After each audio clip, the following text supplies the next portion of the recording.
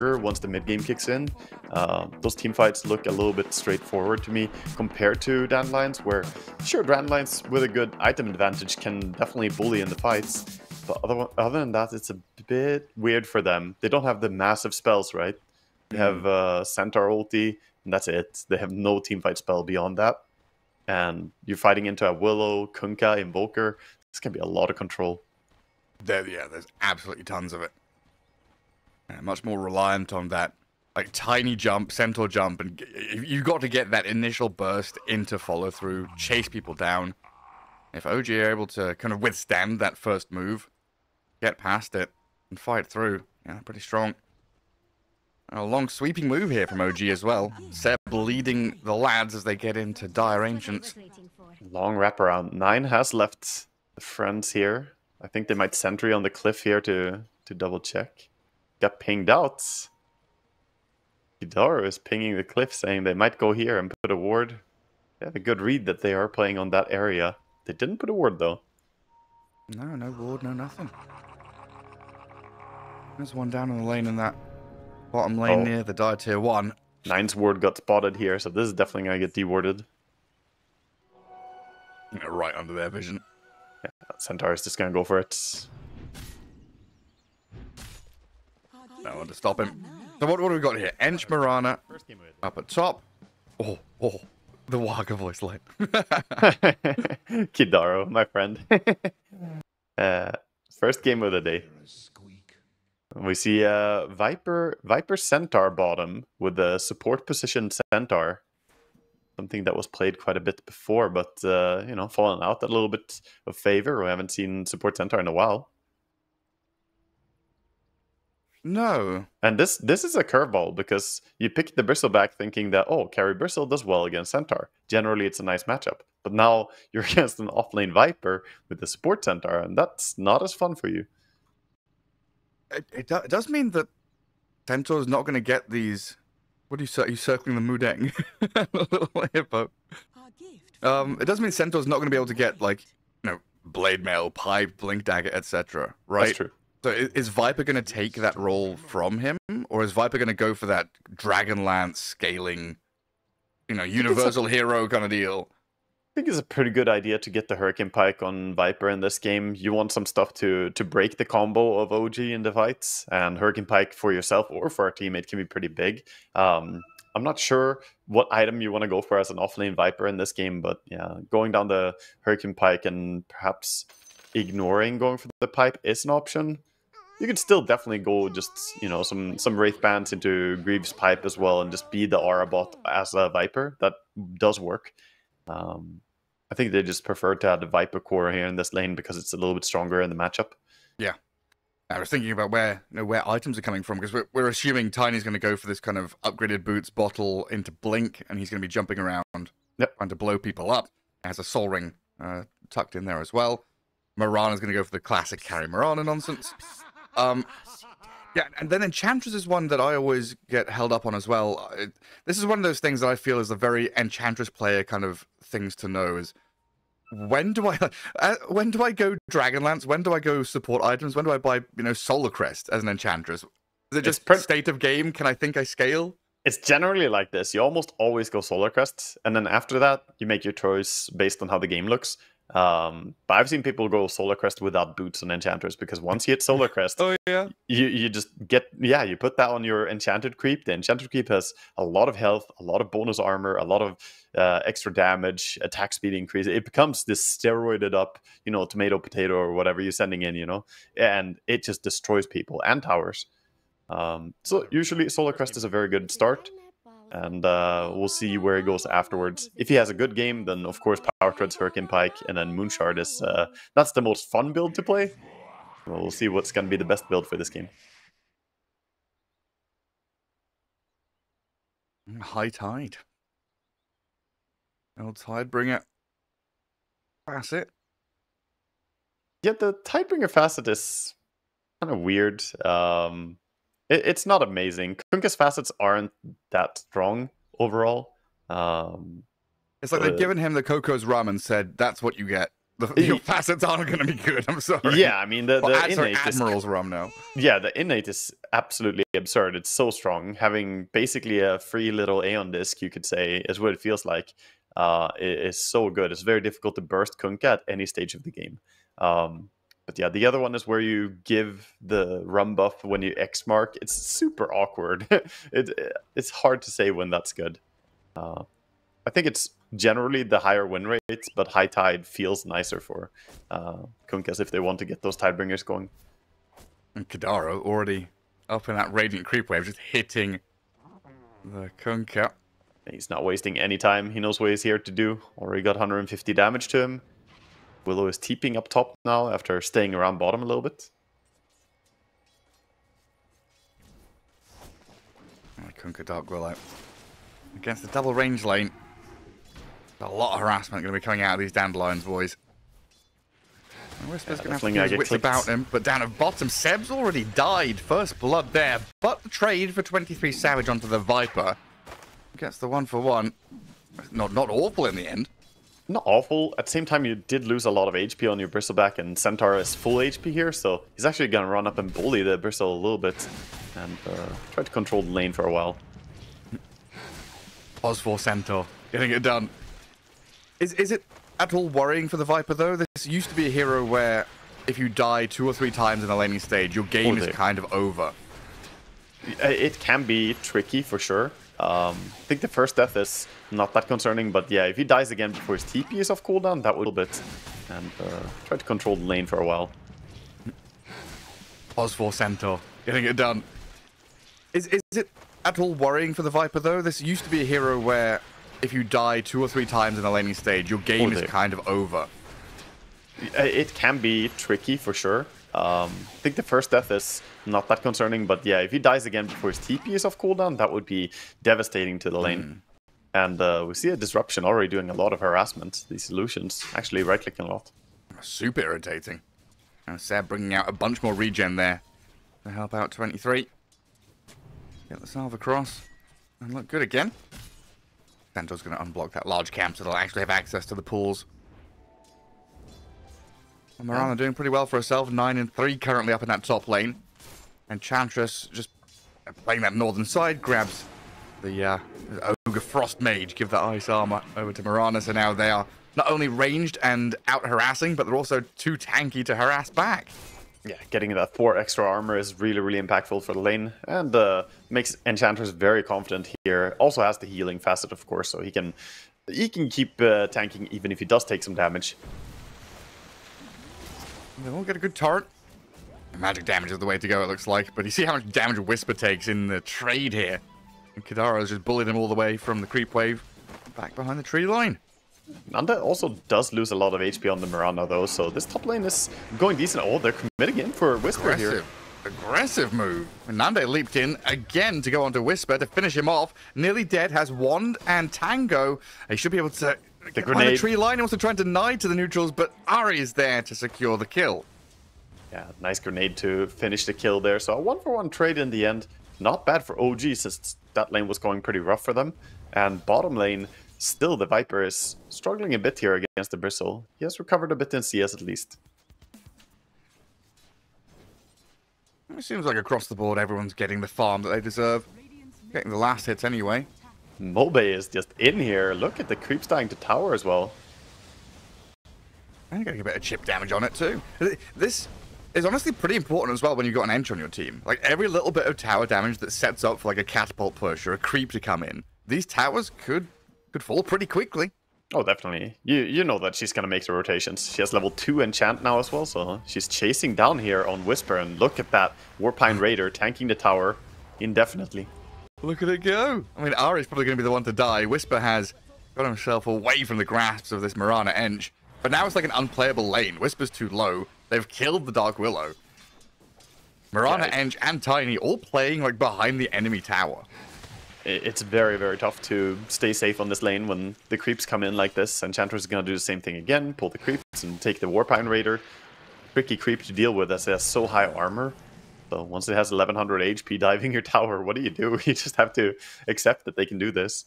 Oh, gotta run away. At least Whisper's not being completely destroyed. He's got some last hits. He's getting to level 4 pretty shortly. 23 Savage goes down bottom. Oh god, you're right, yeah. And they try here with Ari's arrival to bramble back onto the Centaur and Viper. Good amount of damage from the Shadow Realm. I don't know if the poison stacks are enough. There's 3 on him. Used the Fairy Fire already. What, 200 HP? He'll be fine. Like he's going to be okay under his tower. Too low level and didn't connect the 4th. Even if he got the 4th stack of Shadow Poison there, I think he still would have been fine. Didn't really have the levels yet. Yeah, they move heroes bottom and still they lost their carry. So this is free time for top lane now. Kunkka in a very, very tough spot. Can't even touch the creeps. And Enge looking to get active and go behind mid possibly.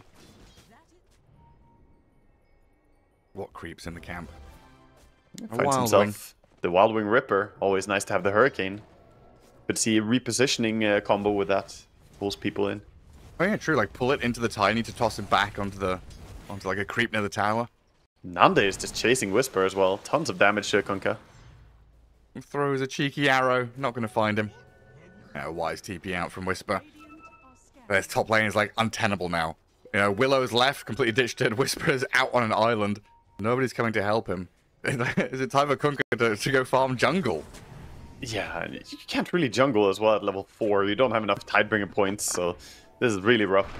Get an Iron Talon, mate. What's wrong? Oh, that's the move from Enchantress. Oh, Tiny goes for the Avalanche, but doesn't want to go deeper. I think the Dark Willow arrive. They'll toss Ari across onto 9. Kidaro. The heals, though. We've seen this, and she doesn't die, man. Which still has 6 Wand and Fairy Fire. It's just untouchable right now. Kidaro also spots Whisper. X-Mark Torrent there to catch the Enchantress. And maybe this time they've got the damage to bring her down. 4 heroes for her. They protect 9. They have a job well done, but in comes Nande looking to secure a kill with a nice arrow Starstorm in on that Willow. That's a good connection right there. And Whisper straight away bullied away from any creeps that he could possibly farm again.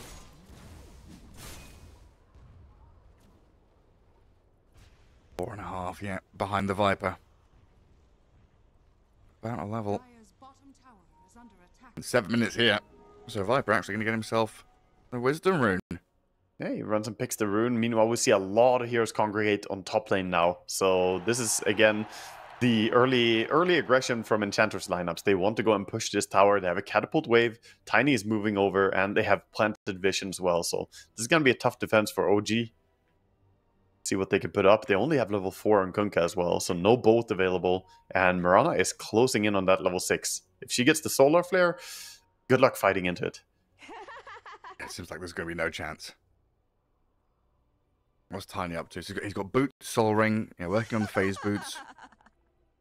Which makes him so much more reliably active in the early game than the brown boots Blink Rush that we used to see. Yeah, Reds and Wraith bands for the Invoker too. So it looks like it kind of feels like there's this pack of heroes that's getting their farm and having a good time, and then there's the Kunkka and the Bristleback. Yeah, even the Viper is going quite a bit of gold now, so he's recovering a bit. And Bristle, yeah, you're 2.5k net worth, but you're 1,000 gold behind the Mirana. And Bristle is not the type of carry who wants to be behind in the early game. He is getting farm for himself right now, though. He's farming up a triple stack over on the medium camp, so he'll start getting his flash farm going. At least for now, yeah. But like, speaking of stacks, right, this is a great place for Dandelions to be playing into. Because this blocks any ancient stacks, large camp stacks. This is like the safe place for OG to build up and farm. So playing aggressively into this spot, killing a Willow, keeping OG at bay.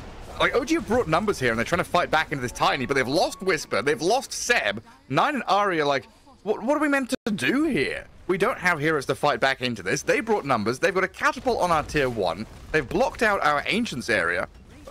This is pain. Yeah, this is very hurtful for OG. They can't really keep this area under control. They're gonna try and stop the push as they can here with the Willow, but actually it looks like they're making a move through the gate bottom. Dandelions want more. They didn't finish the top tower though. It's extremely low, so probably will get denied here, or someone will come in just to one-click it. Keeping it for now. But the move coming down bottom. They recognize that Bristle has been farming and they don't like it. They want to find him. High ground ward, a scan as well. so they know roughly where 23 is. And they spot him on the creep wave now, of course. SD is behind, though. He can protect, maybe. That's true. 23, he sniffed this one out and runs away. Nanda even came down here as well to try and help out. Yeah, swapping down to bottom lane. Cracking down on this tower really hard. And meanwhile, Kunkka is getting some space at least. He can work on his level 6. Poor guy has had such a rough game here. Whisper not getting to shine. Brown Boots Bracer.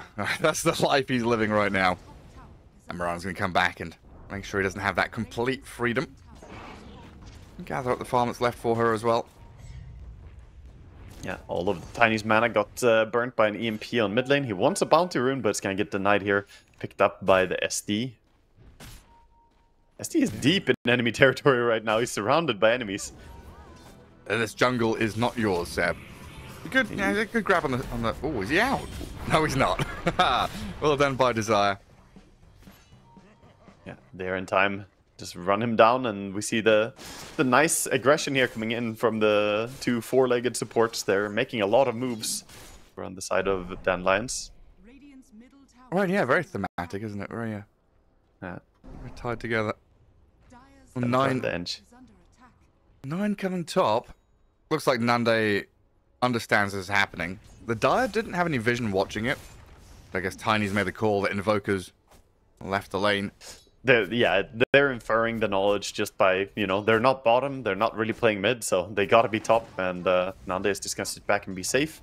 Top tower is getting pushed, no catapult, but still a lot of right clicks coming in from Ari and Whisper here. It's gonna take it down actually, so this is a big win for OG, getting some map control for themselves. Yeah, gold for Whisper, right? Oh yeah, he wants this, he gets the last hit as well. 200 gold right in his pocket. I do like seeing this Tiny holding a couple of mangoes against the Invoker's EMP. He's like, 9, you've got me far too many times. I've got Soul Ring and the mangoes. Yeah, he has 4 items in his inventory to give him mana right now. The stick, the bottle, the Soul Ring, and the mangoes. That's what you gotta do. Make sure. There's a good tornado into Brambles there. 9 and Ari pairing up to get a bit of damage onto Mobe, and then Seb denies the tower. Yeah, no extra gold for that tower at least. And Whisper farming far out here and managing to get away with this as well. Nanda is there to pick up the farm, and we still do see Dandelions ahead in farm on all 3 of the cores. Yeah. But it's not a huge gap though. That's the thing, right? 2k lead is just cracked now. Looks like we're going into the mech on this Viper, so we were asking what's he going for? The pipe, the mech, the Dragonlance, etc. Looks like for now at least the auras. But this in general is what we expected, right? The first 6, 7... Ooh, that toss stomp right onto 23 Savage, and Viper Enchantress with the damage. The hand grenade strat, throw in a centaur, he stuns immediately. It's a pretty nasty combo. It's very straightforward, but it's hard to get away from for a bristleback. How many skellies are there, man? Plus 18 damage. First tier 2 tower cracked just like that. Spooky, scary skeletons. This is what we expected, though, right? First, like, 7, 8 minutes, Dandelions with this Enchantress, with this lineup. They're just, like, stomping through the lanes, getting good early towers. But honestly, it's been well done by OG to only have a 3k deficit. And the fact, like you said, they got that top tier 1. They found a bit of map space. 9 hasn't had a super rough time, so he's still out there doing stuff and has the ability to Sunstrike. I guess the main worry is 23 Savage in his recovery for me. Sorry, it doesn't even have Exort. Never mind, he can't Sunstrike. I've lied. The main struggle is going to be this Bristleback coming back into the game. Yeah, Bristle needs to get all the way to Aghanims, and it's pretty far away at this point. He does have half the components, but... oh, we see a go on the Tiny here. SD could ulti him as well. Disrupts first. Yeah, they've got numbers arriving. Torrent lands. Stampede is there. Poison's on him. They're even going to X-Mark to drag him back, and Seb gets the kill. Yeah, SD ulti claims a life there. And meanwhile, we see Nanda in the area. Does want to fight back here. Whatever, man. First game with. Yeah, Ari realizes that. And walks back to the rest of his team. OG kind of rallying around 9. Invoker, probably the strongest hero on the map for OG right now. Play into him. Try and use his team fight abilities as best they can. Not the best team to like just go shove a tier 1 tower just yet, though. Yeah, this is what we need to see from OG, for them to group up and find some pickoffs in bigger engagements. They got 1 kill there. Ideally, they want a little bit of a bigger fight where the bolt really does the work. The smoke now coming in. The hand grenade combo is here again. Centaur and Tiny. He's ready to yeet him in. 23 is already TP'd away, but the jump is there. Back instead. Yeah, blinks in, tossed back into the stomp. A ton of damage onto 9. He can't survive this, can he? Even with a disruption. They'll try with a terrorize. 9 is still alive, but this Viper adding up the damage. He's gone back into Ghost Walk, Invis in a way. Turn onto the Viper now with a big Ghost Ship Torrent, but this Viper's so tanky. He's healed up, and a 3-man avalanche, a 3-man stomp. The tons of stones, they arrive. Seb's dead. Viper will finally fall. Mobe, along with Desire, still trying to fight into Whisper, but apparently this Kunkka is just everlasting. The Coco's Rum keep him alive forever until the toss of the creep onto his head. Oh, look at 9 just running. The arrow, slides right past him, still running away, and Ghost Walk is coming off cooldown in a second, while 23 has no TP. He's walking under a ward combo. It's on cooldown. He's gonna die here. The Tiny's gonna catch him. While 9, it looks like, has got away from the grasp of the Enchantress. Oh, he doesn't have a toss target yet. He's the third creep to slow him down. Oh. He keeps losing vision. He sees him now. 23, he just dropped the glorious green, the murderous tail on the floor.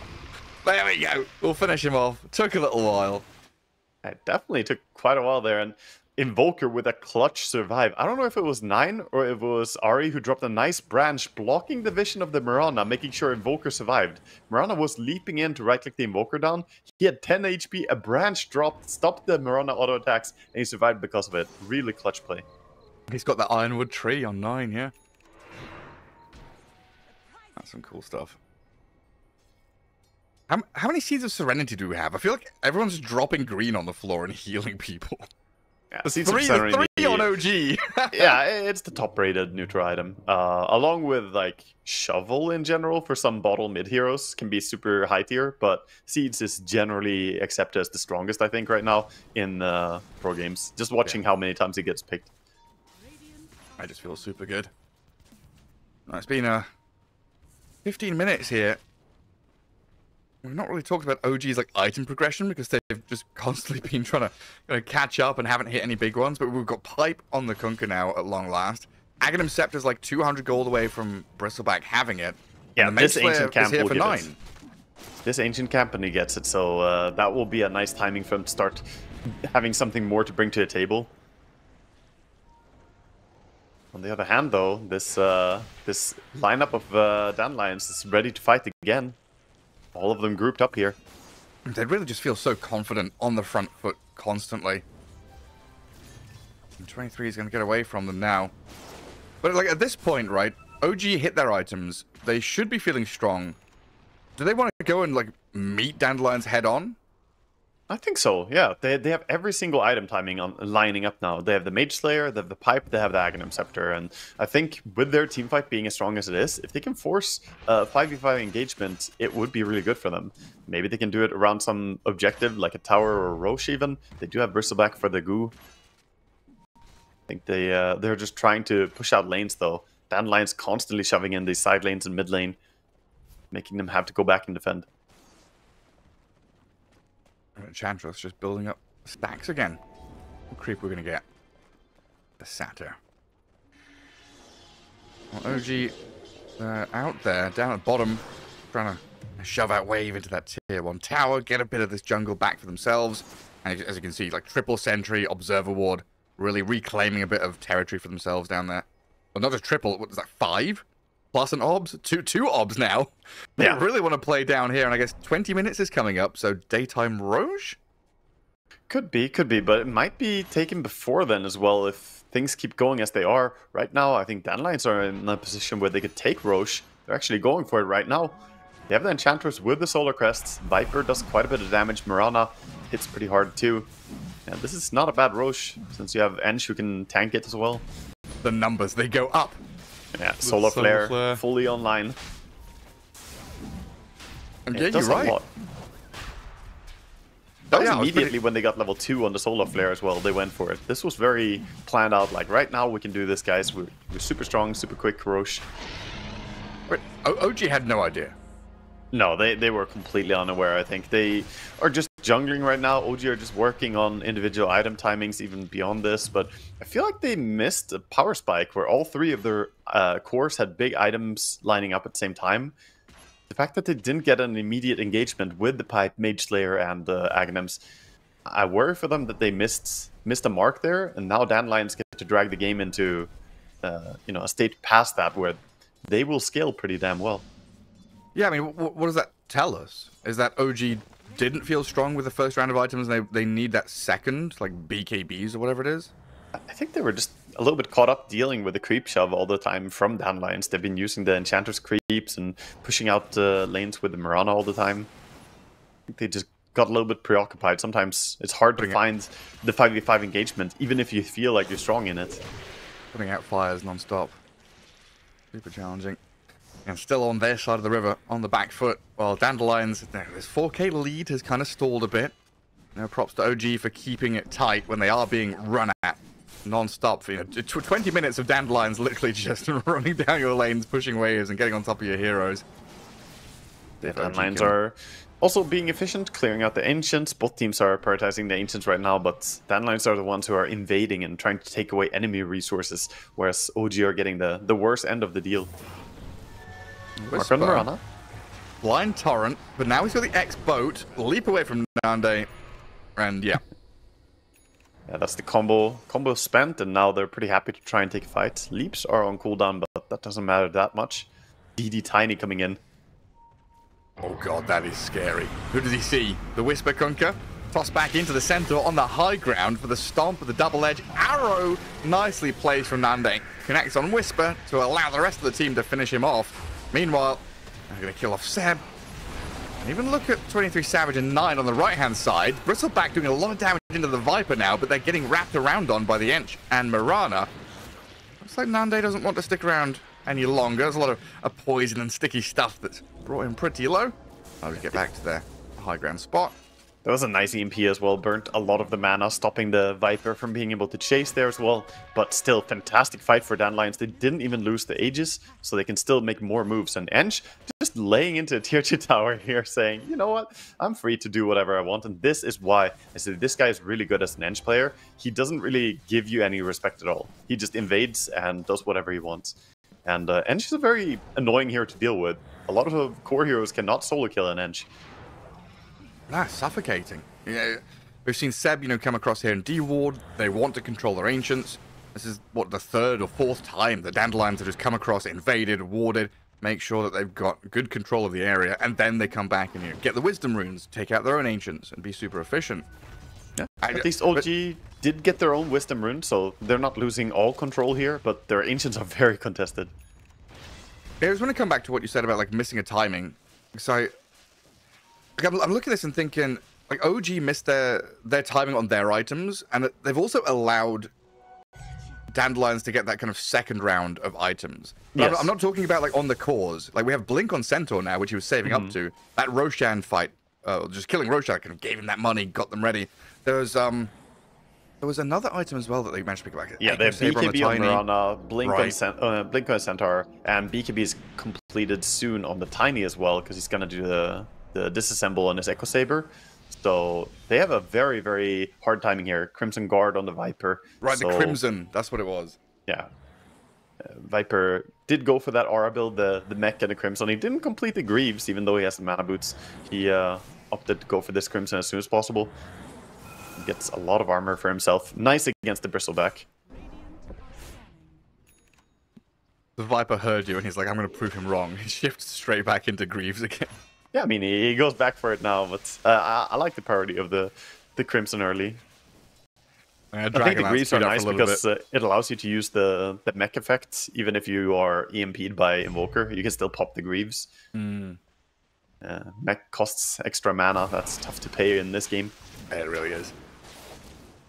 Well, a little bit of a building of the lead. 6k. Looking at tier 2 towers now as Dandelions. Mid lane and bot lane. Both inhabited by them, being pushed into that Radiant base. OG just giving up a lot of space here, though. This is not what their draft wants to do, losing control and not being able to take the 5v5 engagements. They don't even scale that well into late game, I would say. Bristleback, usually a tempo carry. He will get outscaled by Mirana going into late game. 9, farming creeps the tornado. Finds himself a little pocket of farm up top, kind of protected by the Kunkka and the Willow. Yeah, awkward place to be in his OG. 9 is kind of just running around right now. He's not getting any farm. He's not doing anything. He's just going to TP out of this area because he can't really find a kill. All of Dandelions grouping up. Now we see a smoke. OG, they say, we can't just keep the status quo. It's not working out for us. Try and take a high ground. Actually, he might find a centaur here. Could be a free kill. Oh, he blinks. As Whisper's still going for it. He's pretty fast on this Kunkka.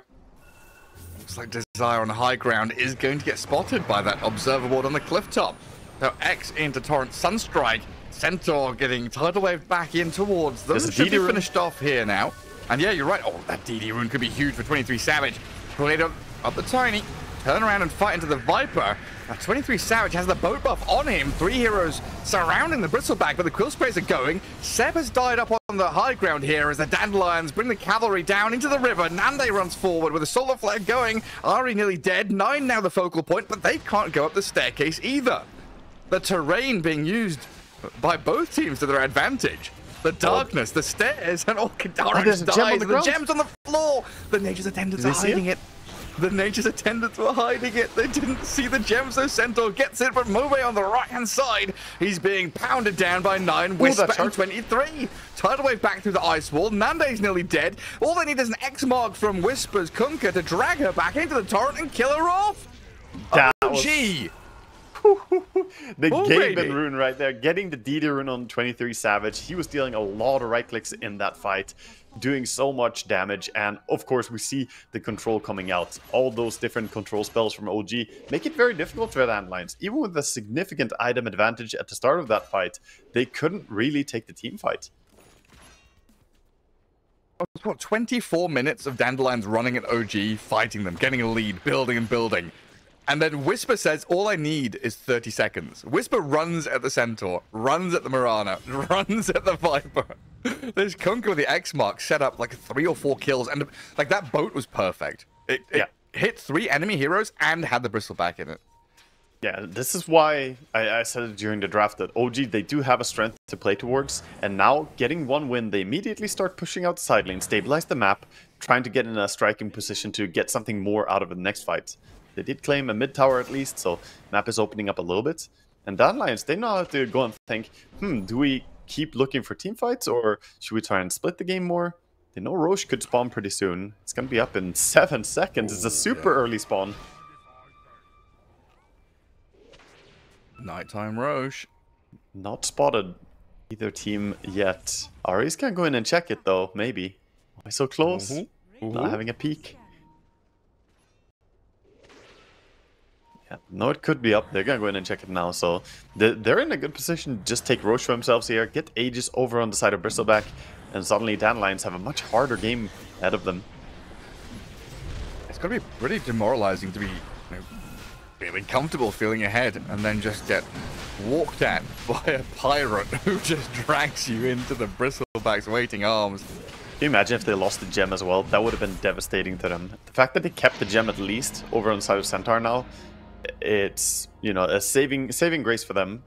Otherwise, like the only thing that's keeping them ahead in the net worth, like that was a 6k swing if they lost the gem as well. Yeah, gem is significant to lose. But yeah, now they have that Aegis on the Bristle. He is also level 18, so maxed out Warpath, even faster, even more damage coming in. And they don't have a great tool against a Bristleback at this point. Like, they do have the Spit from the Viper, but if they have all these other threats as well, it can be hard for Viper to go in, because if he goes in to use his Spit on the Bristleback, he might be caught by the Kunkka or Invoker.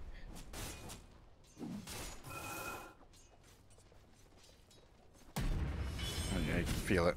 Dandelions not really out on the map anymore. Sitting back and farming, and Nande's in his own Ancients. This Tiny's trying to play into that bottom jungle.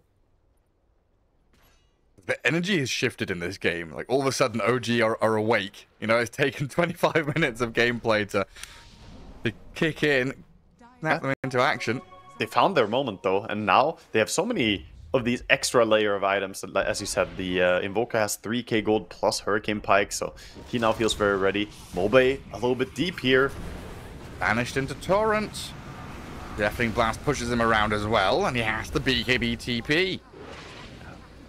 He can get to safety like that, but always feels bad to pop your BKB. Now you know that this is a go sign for OG green lights to go for a tier 2 tower immediately. Now they're trying to farm, but 23 Savage giving chase, taking his ancients away from him. God, it's scary, isn't it? Himself a tier 3 item as well on the Bristleback. And get the Elven Tunic even faster now. Ooh. Also nice to have against Viper. Try and mess up his right clicks a bit. Yeah, nice bit of evasion too. Yeah, OG set up onto a tier 2 mid. Yeah, this is also where the BKB cooldown on Tiny, it kind of makes it so you really don't want to fight. I don't think they want to fight into an Aegis Bristleback anyway, but OG are definitely going to push and should probably force them home as well here. Centaur tries to cut the creep wave. Missed one creep though. They can still go push, so it doesn't really change that much. They can still crack high ground if they want. A little melee creep on his way. Looks like Centaur is just still trying to break away from OG. That scan hit him for a second. Both teams scanning. He's scanning to try and help himself get out. He doesn't want to lose this gem. He still has it on him. Find a nice little spot and then TP, my friend.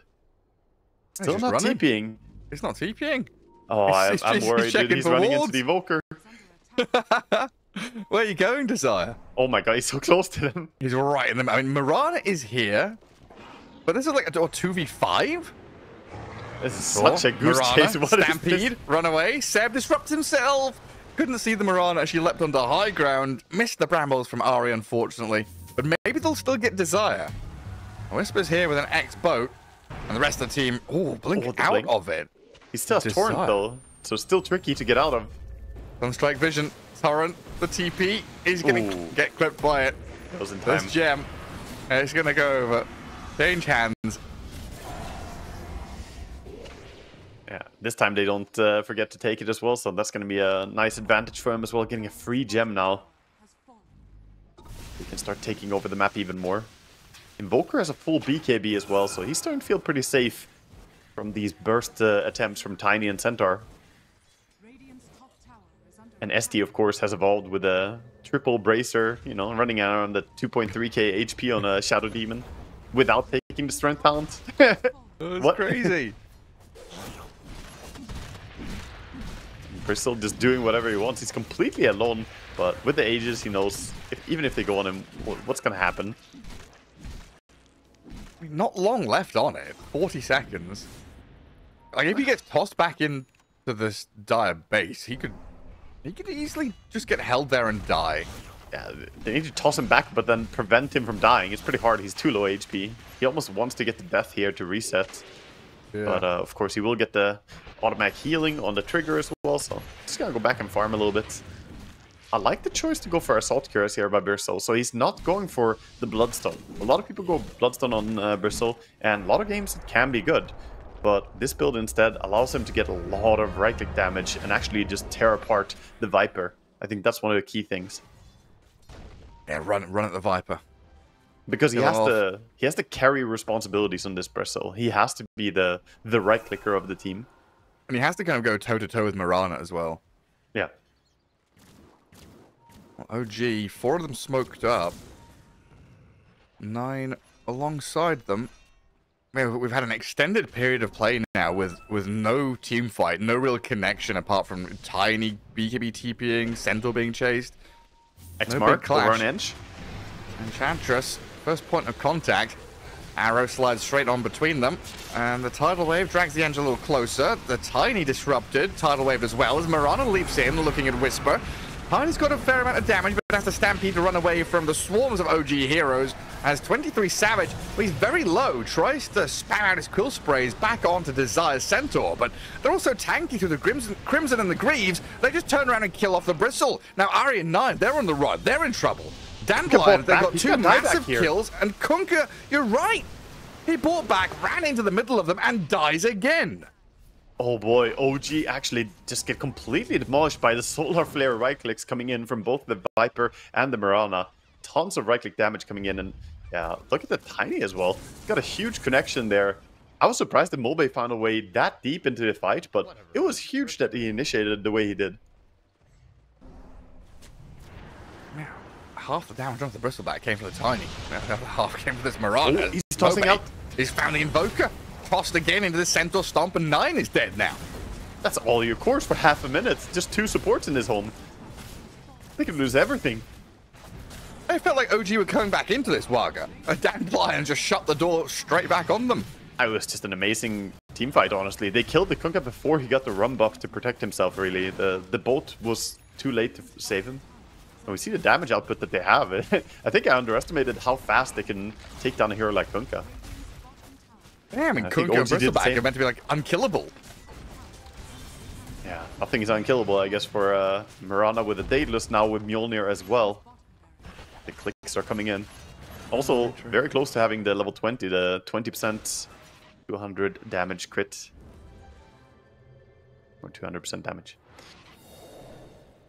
Yeah, and then Bristleback is like, please, let me finish my AC. I need this armor against all this physical damage.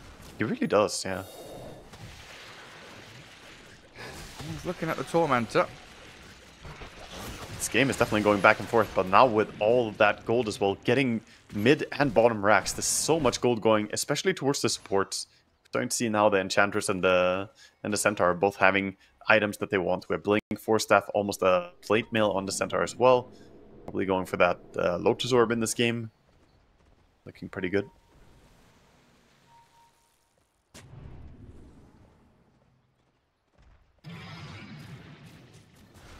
Another fast Roche spawn. Yeah, very quick actually. It's like combined 30 seconds or something on the 2 Roche spawns. Someone at Valve saw the games yesterday and they were like, an hour-long game 1? Nah. Speed it up. We're not doing that again. Let's speed it up. Picking up the pace. But that means that the top part of the map is very vital to control right now. And it is OG who have taken the control. They put down a ward on the high ground cliff here. They also have a ward in the jungle. So we're going to see perhaps a smoke over coming out here. Smoke delivered into the backpack for Enchantress. They do want to go. Man, it's still so weird for me. They're just Mirana not having Moonlight Shadow. Like right now, I would be so used to saying, yeah, they're just going to Moonlight Shadow and they're going to be invis. No, yeah, it would be great.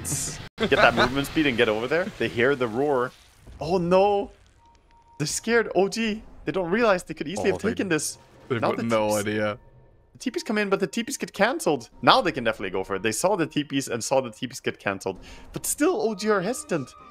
They just don't know where they are. Is that a DD rune and a line to tier 4? No, okay, no, they're not going tier 4s. They're going tier 3 they're going top. Megas. They're going for the Megas now. With the DD rune on Mirana, they're saying, okay, it's fine. You can have Roche. We're going to go for your base. That's pretty cool. I love this move. No glyph available for Radiant as well. The TPs are coming through from OG, but that tier 3 tower, barely alive. 100 HP. And get the D ward. Now it dies as Mirana comes back in for that additional flurry of arrows. Big set of items. He's got a bonus Aghanim Scepter. Yeah, we'll see. He passed it to SD now. SD is going to be the one to use it. He has the shard as well, so pretty good value to get that one. 4 total charges, defensive and aggressive ones. Aegis on the Bristleback. And a super important period here for OG.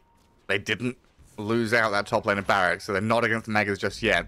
But this next fight, very difficult to navigate, even with Aegis on the Bristleback.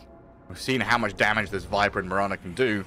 And it honestly often feels like against the Viper, you've got to have in the back of your head, you know, level 25, that's no joke. If we take this game late, I'd be scared. really scared of Ench Viper Mirana. The Become Universal is a funny meme, and it's still very, very strong as well. It usually comes into about like 160 bonus damage or something for the Viper when he gets there. And of course scaling with future item progression as well. So yeah, he's gonna definitely become a threat. We're still a way away from that though. We'll see if OG can find a moment to go here with the Aegis in hand. Looking for Mirana. I see Nande. There's another leap still, and the Leap and a BKB Hurricane TP. Bike. Yeah, he could get pretty far out of this. But sticking around for now. Staying calm, not TPing out. Pretty big move is staying here. Now he can go for the next creep wave. Delay the push even more. Is he gonna? Yeah, definitely. This is a very calm and calculated move by Nanda. He knows they have BKB TP out, so he feels pretty safe. That's fair. Like, so many other players would just have TP'd to Fountain there. You know? Yeah. Relinquish control of the area, go back to Fountain, but he gets that additional wave, holds them back from tier 2. Like, push. Like, you're also pushing into the lane that you want to push, right? You're setting up for that next move in like a minute or two. Oh, he leapt into vision here. Might have to use some defensive tools. 4 steps first, 2 more leaps. Trying to get away from this Willow and Invoker, but he's got to BKB TP now, surely. With the leap as well, he's going to be completely fine. Sunstrike actually off the mark here. Even if it landed, there was no way to kill him. And bottom lane has been shoved all the way, so it's actually OG who are defending their base right now. Despite having the Aegis, they just can't get a grip here on Dandelions, who are doing a fantastic job of being elusive and pushing out the lanes.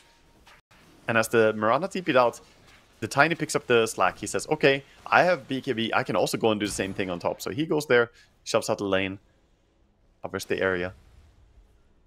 And what's the timer on Aegis now? Like, how much time have they wasted? 3 minutes have gone by. Jeez. 2 more minutes to go here, and time is ticking. Enchantress sending creep waves down mid as well. The Satyr is just killing the waves before they reach. I mean, Whisper's trying so desperately to push that mid wave, and there's just a Satyr there. Oh wow, he has an entire Shivas on the Centaur. That is huge, man. I didn't see that he went for that. I thought he would go Lotus. I saw him by the Veil, but I didn't realize he'd already completed it. Into Shiva's guard. Well, he'll Stampede now to get Nande out of danger, knowing the BKB's still on cooldown. The Mirana X-marked, 23 Savage going for it. They know there's no BKB, they know there's no leaps or anything, but Mirana's still alive. Aegis down, Nande finally falls, thanks to Whisper and 9, who come in clutch. 23 Savage with his second life, onto the Viper now. In jumps Desire to the backlines, 2-man stomp. Connecting on them with that nice avalanche toss as well, trying to send back OG as 23 Savage slays the Viper in the base, continuing to go aggressive, but now he's in the middle of 4 enemy heroes with no Aegis, and he dies. Oh my god, I think that's... Whisper. Oh, they're gonna catch one more killer on the support. I don't think any way for Ari to get out of this one. Nope. Absolutely not. And it cost them a Mirana buyback.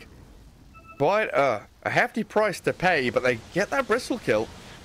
Yeah, and that was an Aegis push by OG. You can see the frustration in Bristleback, diving deep there to get the kill on Mirana. Big kill to get, but now I think they might try and force the Bristle to buy back as well, or at least look for a chance to push here. They're gonna back up and build more items. They are missing the Viper themselves. Ooh. Tab's having a bit of fun up top. Oh, that's a gem again on Centaur. 9 should be able to come in and clear this one out, yeah. Nice Sunstrike by 9. Get that one, and he has 5k gold, 6k gold on the Invoker here. Could buy an entire Hex pretty much. If he wants to, he can buy it now. Would, of course, not have buyback with it.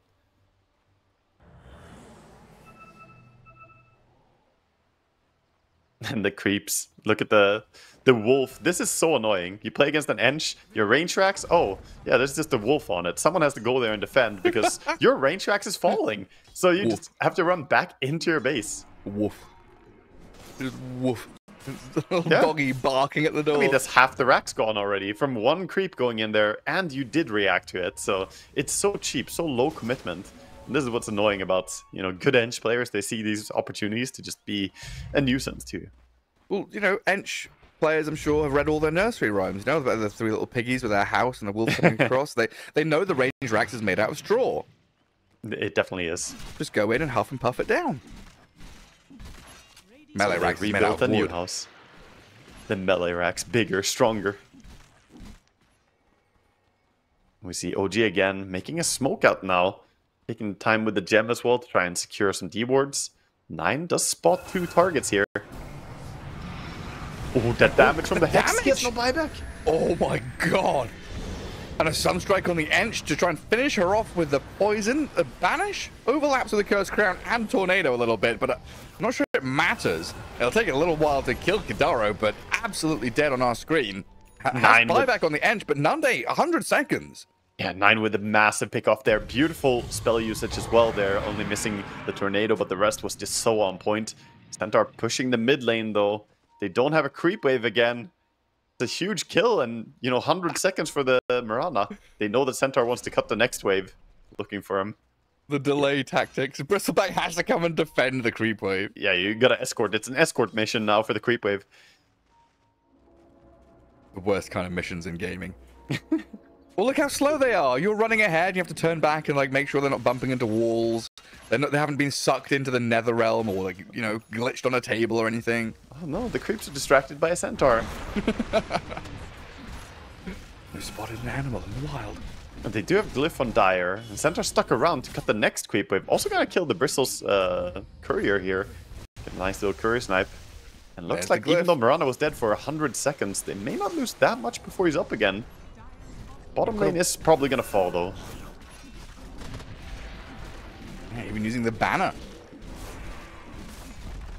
Yeah, they don't want these creeps to die anymore. They've had it with these creep cuts. Mid lane might fall as well, but Tiny's positioned. Toss back to the Viper. He's thinking about getting the Bristle. There we go.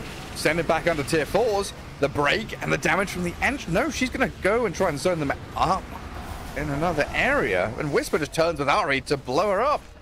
Kidaro dead. The tossback didn't really pay off for them. Yeah, that didn't work out, but they did distract them from the rack, so Melirex is still up at least. The Invoker tries to finish it with the Force Spirits. Not going to be enough really low HP Melirex here. They really want to finish the job on it. He'll find himself a Haste Rune. Could be a good chance to just dive in and get that range Rax, or Melirex. But again, come back and maintain where are your creep waves? It's such a clinical job by Dandelions, even though OG are the ones pressing forwards. It feels like every time OG have had an advantage in this game and they've tried to push it, there's been mechanisms in place for Dandelions to shut it down very quickly. Yeah, they're playing towards their strengths in a really good way. Their draft isn't the strongest for team fighting, but they have made up for it by pushing side lanes all the time and just being so diligent about keeping the waves away. Now with the smoke move, though, they are allowing OG to push down mid. They were hoping to find a Bristleback going low on top. He's not in the area, though. 23 Savage. This time, he's not going to get caught. Yesterday, he was in some dangerous areas when you and I were casting, but he has a good read here. Yeah, last night, he would be up at top where that new creep, the Dire tier 2 tower. That's where he would be right now. They didn't check it. Oh, Mirana was about to check Roche again, but she didn't do it. Tiny. Okay, they check it one more time now. It is up. German efficiency right there. Yeah, Mobe, but OG are coming. The cavalry is coming in. Are they here in time, though? The damage is so high. Solar Flare even popped. No way to contest this one. No, it's dead. But maybe they want to fight after the Roshan is taken. We'll see if Dandelions just fully escape. Pick up everything and TP out. Who gets what, though? Aghanim's dropped for the Tiny, I think? They pass it over to... Looks like they put it on the Viper?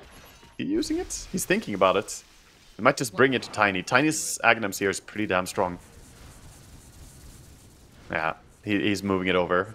Saying, Mobe, come here. You deserve this one. Well, the fact he's got Refresher Orb already. Yeah, so he has 2 different tree volleys to send in. And also he can toss 4 times in a row now with the Refresher. Has to toss charges as well. Does he have the mana pool for all these spells? No. No, not for he's everything. Tiny. He has to choose what he wants to use. Yeah, his total mana pool or mana cost is what? It's like 2,000 something to use everything. Yeah. Well, 23 Savage, a little poke at the high ground with the X mark. Gonna keep him safe. Yeah, you don't really want to push high ground into Aegis, though. The Mirana would be very happy about that fight. I think OG should probably be the ones to back out. They're gonna go for some X mark cheese pushing, though. Oh my god, that's a lot of damage quickly. Yeah. I think that's now the realization. You know, wave the white flag and run away as OG. You don't want any of this. And they come out. Actually, it's Dandelions saying, you know what? This fight looks pretty fun. And we can go for this. Panic on cooldown for a little bit on Bristle as he healed up in jungle. Jump in from Tiny. And they spot the Shadow Demon. Quickly dispatched with Seb. Whisper's here as well. Bristleback was here, but he's disappeared. Whisper's in trouble. They need a stun. Yules will catch him to stop the TP. And that's 3 in a row. Buyback out the Shadow Demon's not really going to accomplish too much. And Waga, 48 minutes has hit, and a double damage rune has just spawned. Oof, the fresh DD rune here as well. With Aegis in hand, with pickoffs. This is go time right now for Dandelions. They smell blood in the water. 9 trying to roleplay as the Centaur, cutting waves, trying to hold them back. Give them a taste of their own medicine. But there are multiple waves they want to push. The Centaur going top, making sure top wave is shoving as well. He is doing a good job with the Forge Spirits, pulling the creep wave, trying to pull the next creep wave as well, but a single tree flies in, says, nope. Those Forge Spirits are not going to keep cutting waves. They're leaving DD for Tiny, huh? Yeah, he's going to pick it up now. That was the dream catch for them, though. Getting the ST first, that is the perfect jump. Getting on the backline, on the saving hero. How did he see him? They didn't. They just went. It was a Tiny blind jump blinked up high ground? Yeah, he blinked into Fog War. Jeez, okay. Alright. Tiny getting gone on? Dodges the arrows. Tiny half HP. Sunstrike and He's Brambles. Tiny's dead. Oh. Over-eager moves from both teams, thinking they've got the edge. And just the damage output from both sides is incredible. Yeah, underestimating the Invoker there. Coming in with a Hex. And now it's Kidaru who's trying to get away, using his Hurricane Pike. There's a ward on him still, though. I thought for a second one of the, like, Willow or Ench had a Maelstrom, but it's the little neutral item with the little zappy zap, the Stormcrafter. This did cost them the Bristleback buyback. Of course, OG are very happy with the defense, but now that they push down mid, if Bristle dies, that could be GG. And Mirana still has her Aegis in hand. They have buyback on both the heroes here. If 23 Savage goes too deep, that could spell doom for them. It's a very defining moment here for OG. Yeah, super, super reliant on Shadow Demon. They have to play some Deadlock. Oh, yeah? Just a little pause. It's the Deadlock pause. Yeah. Gotta get a quick game in. Spears. Lincoln's for 23, Lincoln's for Nande. Yeah, Lincoln's arriving is going to help protect him against this Viper, who has been such a nuisance to him. One single Viper ulti has been enough duration for them to kill him. Of course, the break for 6 seconds is not easy for a Bristle to deal with. Not when the Mirana hits that hard. 6 seconds is plenty of time for her to cut you into pieces. No, that's why, like you said, Seb, real prime target to go on and kill. Because he's the one with the disruption to buy time, all the cleansers and purges and everything. Definitely. Try and keep people alive. What does Seb have? He had triple bracer, but did he buy like a blink or? His blink, glimmer, and ether lens is his build. So he's got the positioning tools and the range to save people. Seems like he's got the perfect kit for it. I'll jump onto the Bristleback. A bit of poking from dodges the Viper ulti. Very nice. So 23 Savage, perfectly fine to turn back around and hit into the barracks again. Brambles, the crown, very irritating. Creating a lot of... the Hex, the damage. The Mirana, very nearly dead. The heal from the Greaves, first life gone. Aegis dispatched with quickly. It just surprises me every time how much damage just comes out like that onto a 3,000 HP. How much armor does she have? Like 30, 40? 30. Yeah, she dies very quickly, and it's... A lot of it is coming from these random things. It's stuff like the Glassify from the Nemesis Curse is actually doing a lot. The Invoker is still holding his Nemesis Curse just to make sure he has that extra damage during the Hex. And it's really kicking in. The heroes that he goes on, they die quicker than you anticipate. I wonder what he got as a tier 4 option. Don't think Ogre Seal Totem. Yeah. Maybe he didn't pick yet. They only have 4... No, they do have all 5 now. Maybe he didn't have a better option. He just feels like this is the best. Get some damage. 2 tier 4 tokens in the shop. Well, another Scythe of Ice there. Kunkka picks up his. And it looks like that's an indication for OG to smoke up and again try and make a play. Yeah, they have Hex into Hex play. It's a strong combo. Nandek could be in danger here if it gets caught mid. Or no Tiny. buyback Bristle, Shadow Demon, or Enge. The other 4 members of Dandelions have buyback, so Tiny getting caught here. Hexed up and tidal wave back into OG. Not a massive disaster. Good kill from OG. And let's see if they can turn it into more. Buyback. Kadara with the damage. The impetus shots landing on Whisper. 23 Savage with the help of the Torrent here on the Viper and Centaur. 9 unloads the damage. They kill off a 3rd. The triple buyback out of Dandelions with the Tiny arriving, but they can't quite kill off 9. Ari, he's gone. Whisper very low, but Seb's the only one who's actually showing. Tries to get back into the tree line as the tree toss kills off the Kunkka, but now the dieback on Tiny as 23 Savage rips him apart. Nande's pretty low. No Satanic or any heals really to get back into the fight. OG have been kept at bay, but the Dandelions, now it's a costly one. What an amazing fight from OG. Just really nice combinations there. They got several chain stuns using the Kunkka Torrent to set up for the Invoker as well. And they managed to take that to Tiny twice. This puts them in a really, really good spot. And 3 buybacks used from the side of Dandelions. They did spend their own. The Dark Will did use her own buyback, but that's such a small thing. One support using a buyback is not really detrimental to your team. Whereas now Viper, Tiny, and Centaur, all of them are going to be prime targets.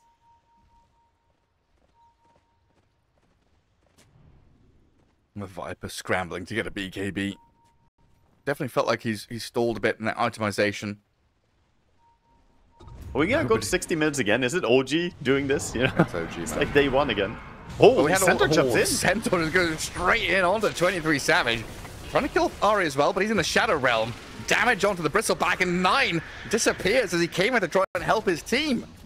Ari with the Yules and the Glimmer, and the one-hit kill. The 15-17 damage from that massive Rapier crit. That is some absurd damage from Mirana. And they know that Willow doesn't have a buyback, so it's not, you know, a big hero missing, but that is a hero missing. Tiny's up in 35 seconds. I think they're going to try and make the most happen with this. Roche could respawn in 20.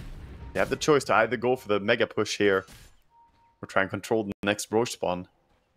Looks like they want to fight on the high ground. Such a tense OG are holding game. Bear Hex on the Centaur. You're right. OG from the high ground. They've got a connection onto Desire. He's dead. But now we'll see the Enchantress and Mirana unload the damage if they can onto this Bristleback who's broken. 23 Savage. He's fallen. Dead for 2 minutes. And the Mirana with the BKB can go even deeper. In onto 9. A few more hits is all they'll need to finish the job. Meatballs dropped. Whisper tries to hold them back. And it looks like Dandelions respecting OG's retreat. Yeah, they're out of leap charges on the Mirana. That's like the most important resource in this fight right now. With the Rapier on Mirana, no BKB as well. He wants to have leap so he can either do a lot of damage or get himself out of a bad spot. But now with big creep wave top and 2 heroes dead, 23 Savage, 2 minutes on his buyback cooldown. There's no way they don't want to get something more. Looks like they are thinking that Roche should be up by now. And they're going towards the gate to head down bottom. Or actually, it's going to move top for them. They can take it on top. I'm going to pop through the door, get into Roche. Yeah, playing it safe. They're respecting Invoker a lot here. I would have thought they would push with the Bristleback dead. But Invoker is doing a tremendous amount of damage. He has a Daedalus on his own. And we've seen what he can do with a Hex combo. He's like 3 hitting the Mirana. You know? Yeah. It's crazy. And you want an Aegis. When you have a Rapier already on Mirana, you want this Aegis so badly. Gotta swap out his Lincolns for it. And what is it? Viper Aghanim's now? Yeah, he consumes the Aghanim Scepter. Viper Ags got his BKB, and he's a quarter of the way to level 25. I would actually have probably wanted the Aghanims on Centaur more in this situation. Like, Mirana has so much damage. Imagine Centaur with Aghanims just sitting behind, blinking in, putting her in the car. Because you're completely invulnerable in the car nowadays. You can't be targeted even with AoE shit, right? Yeah. I think you're completely protected. So that would be pretty nasty. The first legitimate use of Workhorse. I've seen it sometimes. But, of course, Centaur was dead. If he was there, he would have fought for that Aghanims. He would have been, guys, give it to me. It's mine. Because he was dead, he didn't get it. Well, Dandelions still on their side of the river. Tormentor, double Wisdom Rune here. Viper is 25. There's the Enchantress. Yeah. Picking up the Wisdom Runes.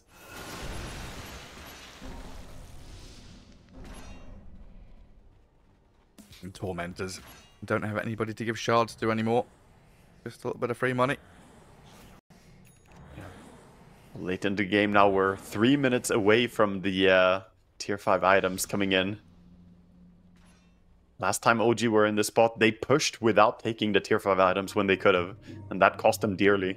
We'll see if we're going to have a similar situation in this game, or if we see the push before minute 60, as the Aegis is only on a 3-minute timing as well. So what's the move here then? I guess they're going to decide in the moment, but like, are they setting up to try and like smoke and go through bottom, or do you want to set up to push top properly, or do you like go for tier 4s or? They want to smoke right now. I think they want to smoke across. They push out this bottom lane and then just smoke across to the top lane. They're bringing in the smoke right now, putting it in inventory. They have it ready. They just want to see some targets. I guess it's like, what? I mean, I was going to say, what do they care about most? Killing Throne or killing the barracks? And I realized it's a pretty stupid question. Yeah, I mean, like, it's a commitment, right? Do they care about mega creeps? Like, is that massively important for them? I think pickoffs are the most important part right now. It's not even about buildings, not even about mega creeps or trying to push Throne. It's can you kill Invoker or Bristle? If you find those heroes, that's huge. Right now, Bristle does have a buyback, but Invoker does not. Looks like they're not going to go for the smoke. They did bring it in, but they're realizing that they're in a very comfortable spot to hold the map. I like to see this sometimes from teams when they have the Aegis. Just take the time to use the map. You're farming more, you're owning more area. And OG, they have to be so worried. They're going to be the ones to smoke out, but biting into Aegis, you can see the nerves on OG here trying to go out. Not that easy. Stepping. At least they had a bit of vision to play into their Ancients area so they can smoke up there, hold a bit of a high ground. What item's that on the floor? There's a kobold gangster looking at a bracer. He's staring at it. Whose bracer is that? That's money. I'm not sure. Someone doesn't like money. Seems like a core play to drop a bracer like that. Supports, I would never know to drop a bracer on the ground like that. They hold on to their money for their life. They're going to find out. Supports were the ones that back in the day would get very angry when their core would drop a branch or a stick in the Roche pit. Oh, it was Kidaru. It was his own bracer. He went there, picked it up, and sold it now. Yeah. Just putting a bracer down and, hoping that someone will go and destroy the bracer. Well, reveal yourself on my bracer. Very 5-hit.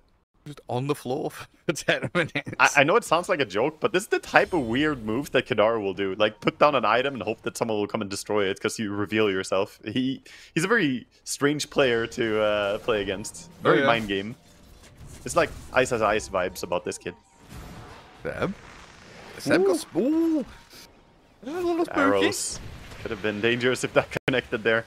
Of course, SD still the best target for him to go on first. Aegis timing out in 30 seconds, and this is telling me that Dandelions, they really want to play for the item timing. We see it now, 60 mid coming up. They're camping the Ancients. They're saying, we're going to get our items, you're not. And already the line's being drawn by OG. Maybe we can go down bottom, sneak some neutral items down there. There's one. Yeah.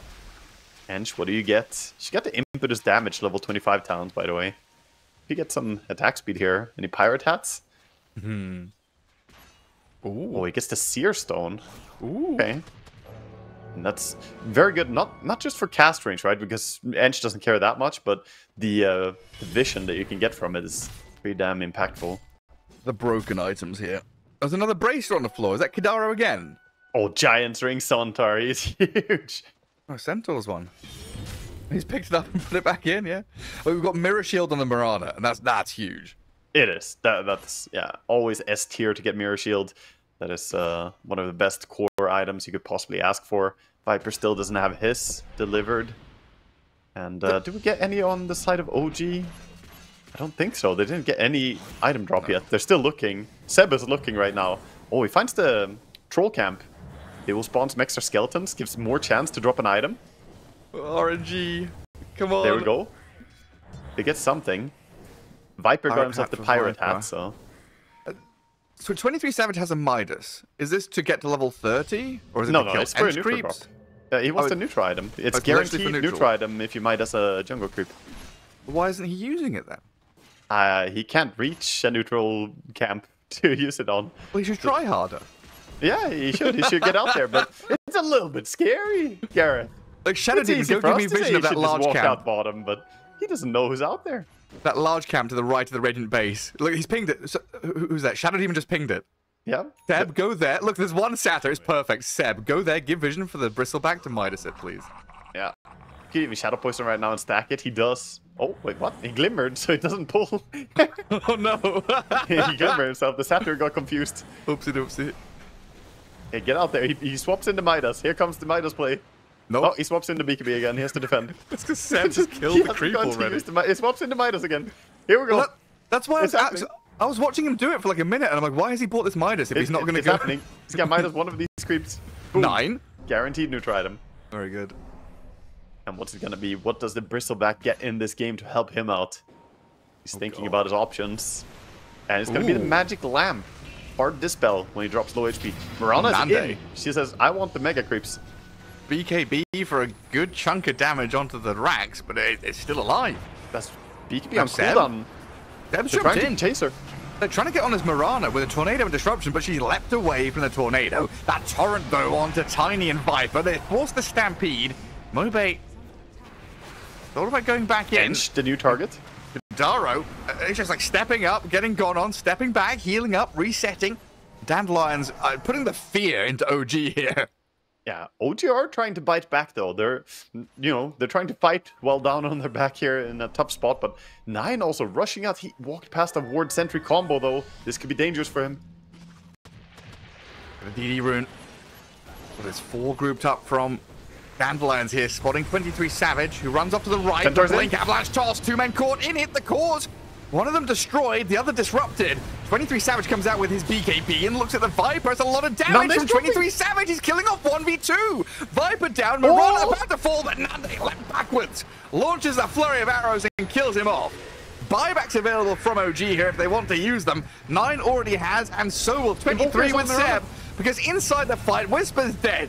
Tried to Riptide them back. 9, he's got the kill on Mirana. Rapier on the ground. Rapiers on the floor. 9 and Ari come back in to try and turn onto this Viper and a Centaur, but Kidaro unleashes Hellfire down onto this Invoker who just fought back and died.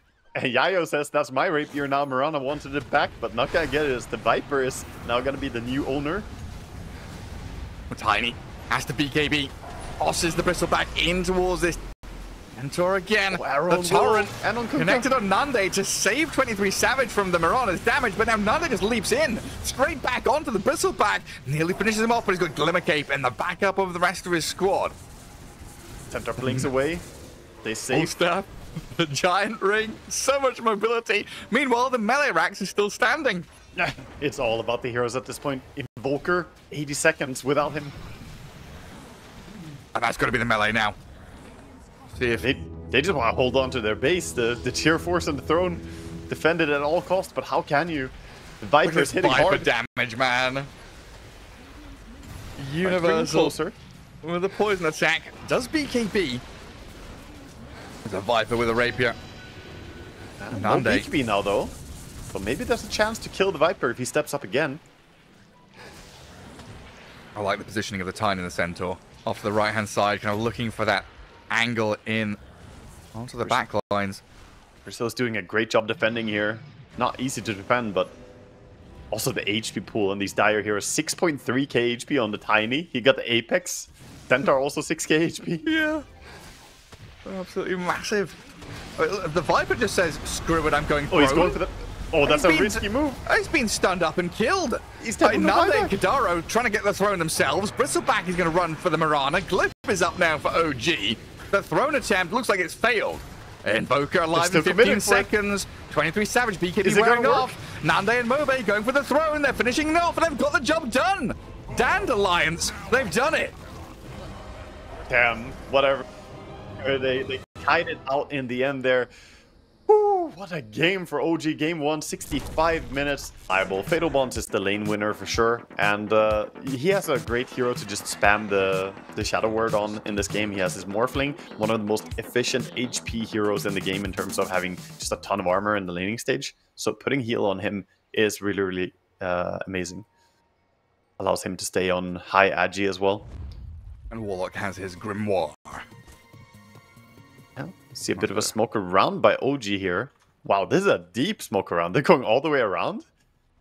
Okay, they're looking for a potential pick-off. Meanwhile, Dandelions are just putting themselves in a good position to drop some wards on the mid lane. I mean, who do they intend to find? Well, I guess Morphling very rarely goes for the bounty rune, right? He just runs to his tier 1 to hide. Yeah, I think this is a targeted move to try and find Nande, but Nande is not down here. He's with his team on the mid lane. They might be able to stick around and find him on the way back from mid, because he wants to go down to his bottom lane right now. And they have a ward. He is outside of the vision, though. Not close enough. Very sneaky. Going all the way around. He's dodged it. I don't see him or the Warlock. I don't know, I'm having a giggle to myself. When we zoom in on Morphling, we still need a remodel for this man. I mean, look at him with his dumb little hat. The tragic carry right there. I haven't seen such cubic water in all my years. The sliding forward. It's funny because he used to be the poster boy for Dota2, right? Before the early release of Dota, the first few posters were like him Lina? and Juggernaut. The old Lina as well, right? With the fire hair? Yep, if you remember that? Yeah, man. Oh, Nande down here on the Morphling against Bat and Magnus. We'll see if they're able to sustain through that displacement and damage from Ari and Whisper. And Kadar getting the right picks going on the Warlock immediately. We saw him do it on Ench in the previous game, and now he's back here doing it again. Actually scaling up the Shadow Word for some targeted harass. First creep wave. Yeah. So I've always thought, and I'm pretty sure I've heard pro players say this as well, that it's just way better to heal yourself. Because you're getting the full heal when you use Shadow Word on yourself, and of course, magic damage is reduced on enemies, right? In general, yes. But that's speaking from an efficiency standpoint. But if you break down the dynamics of the lane, he just wants to do a lot of damage to the Magnus so that he can't go close to Morphling. So Warlock says, my HP is fine, I can drop my own HP, as long as I do damage to the opponents.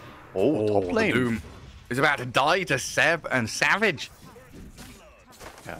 A lot of people underestimate Medusa in laning stage nowadays, but that Venomous Volley, man, 35% slow for free on auto attacks. It's like a super orb of venom built into the hero. It's easy to underestimate.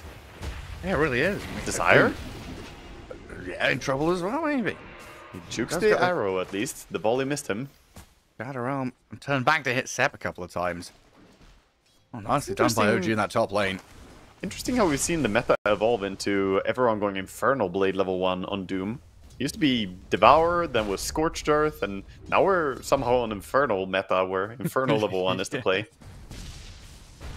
It's pretty wild how things change. But yeah, I guess coming back to that topic down bottom, the dynamic changes, right?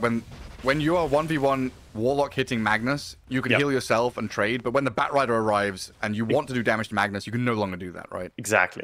Yeah, then the Warlock got zoned out, and suddenly it's more important to heal yourself or keep your resources high. That makes sense. Batrider doing a good job keeping the camp blocked for now. So the creep wave is really far back, and that's dangerous. You could get pulled down the tower by the skewer combo or the Batrider pushing you in. Of course, Morphling still going to be CSing here. Yeah, Mag with 5 denies, though. Whisper having a pretty decent time. And that mid lane seems like it's a farm trade. 14-3, 13-2. Although Earthshaker is constantly just taking tons of harassment damage. He's giving back with the Slugger, right? He's just kicking stuff around. Does get one denied in front of his face there as we watch him. Let's swing back up the top as the snowball comes in from Seb. Oh, right, another lightning bolt. Desire. He's dead. He's got the Earthshaker, has he? Yeah, in the mid lane just dies. Yeah, just ran him down with level 2 lightning bolts, continuously harassing him. A lot of Zeuses will just put points in Arc Lightning, but 9 with the more aggressive approach here, getting value harassment with the lightning bolts. Oh yeah, solo kill as a skewer bottom. Nande waveforms away from tower, but the flame break pushes him back into the Magnus's hammer. don't know if they can actually finish him off as he shifts into strength, but no matter what, like killing or not in this situation, Nande is still a little upset with the amount of damage he's taken. Yeah, definitely. It's still good to do all the damage you can to the Morphling, make it hard for him to keep farming. Now he's really low HP on the tower here, so they're, you know, trying to deny him any last that they can.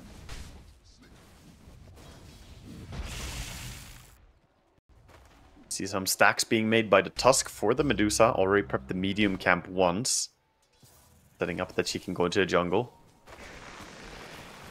23, pretty low on mana up top. Yeah, he's completely out of mana. He does have two sticks and Lotus. Running at Seb, trying to kill the Tusk off first. The Doom looking a little worse for wear, though, as 23 turns and hits him. And there's the Shadow Realm hit out of desire to finish off the job. 23 Savage is still here.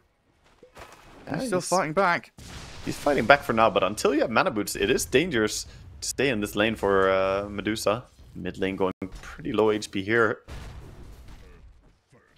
The constant harassment of the sluggers. It's so funny to watch a creep's corpse fly across my screen. No, it's fun until you're laning against it. It's so annoying. Yeah. Oh, missing the banner creep. Nine got a TP bottle refill there, so that's helping him stay healthy until the 6-minute rune. And then Tusk shifts back up the top. Still a bounty rune to be grabbed, it looks like, to refill bottles if they want to. All 23 gets pulled out of it. Using the drinking buddies to reposition the Medusa to safety. Feels crazy to me that you get 25% movement speed from the drinking buddies as well. The damage alone is so strong, but that movement speed. Hey, just zooming everywhere. Who needs Blink and Force Staff when you can just... Who needs Harpoon, even? I mean, Tusk has to get nerfed after what happened at TI. There's no way this hero is balanced right now. It's far too good. In certain hands, anyway. Yeah, incompetent hands. Definitely insane. Also just one of the most natural Solar Crest heroes. You buff with the drinking buddies and then you Solar Crest up. Suddenly you have someone absurdly strong. 6-minute rune control coming in. Batrider in position in time. Oh, he leaves it though. I mean, Mobe is being run at by the Zeus. They've killed 23 up top. Seb dies. Thunder God's Wrath is there to take down the Earthshaker mid. Desire, along with this Doom up top, have killed both of them. Yeah, it's the power of the Scorched Earth. Early levels in Scorched Earth does so much damage. And the Willow, strong pairing with any hero, like we said earlier, right? The damage output from her doing a good job. The mana burn creep as well. Oh, that's such a good creep to have against Medusa. Oh, just zappy zap. I mean, 23's come back up here, getting body blocked by the Doom. He's already spent his mana burn, but has a Scorched Earth to burn through a lot of the mana that's remaining on 23, even forcing him to use the Arcane Boots. Yeah, at least the Arcane Boots keep him pretty healthy here, even though he's getting run down. Still not really in danger of dying, I think. Another Bramble comes in just to harass him. He has been left alone on Medusa, though, so not getting that much farm right now. No, Tusk playing into that Radiant Ancients area to chase the Mobe Earthshaker again. Quite a bit of pressure onto him. Flame Break as well as the Batrider joins the fray. Zeus looking to try and finish him off, but the Echo Slam into the creep wave with the Fatal Bonds going. Nine has to leap across down to the low ground. They're healing Mobe's Earthshaker, and Nine's the one to die. Oh my god, what a turnaround. He actually played towards the creep camp too. He's like, you want to fight me? Okay, come then. I'll just stand under this big camp, and if you fight me, you're gonna die. How much damage does Warlock do?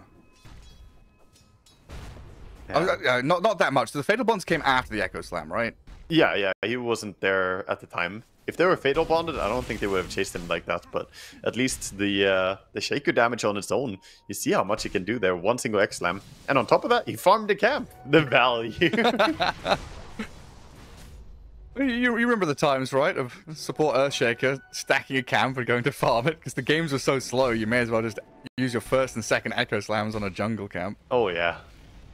Shaker ultis, CM ultis, they're all made for jungling, really. Yeah, that's true. This is so reminiscent of what just happened. We're chasing again here. This time no Shaker ulti, though. With a deja vu.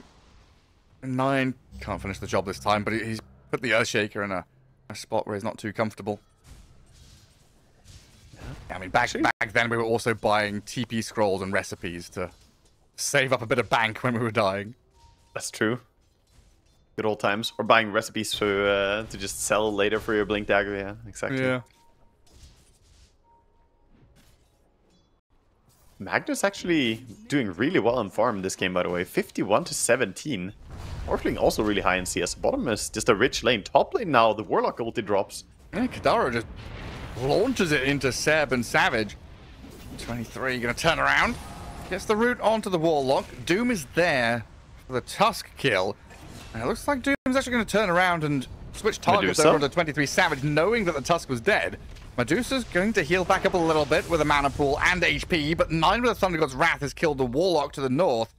And it looks like this Medusa should be fine. Doesn't get chased down. Yeah, she's gonna stay alive for now, but there's still a golem in the area, and it's running around looking for her. Sneaks the creep wave. The golem has her position. She's being chased again. Do they know the Zeus is here? Yeah, you're right. Medusa gonna get out.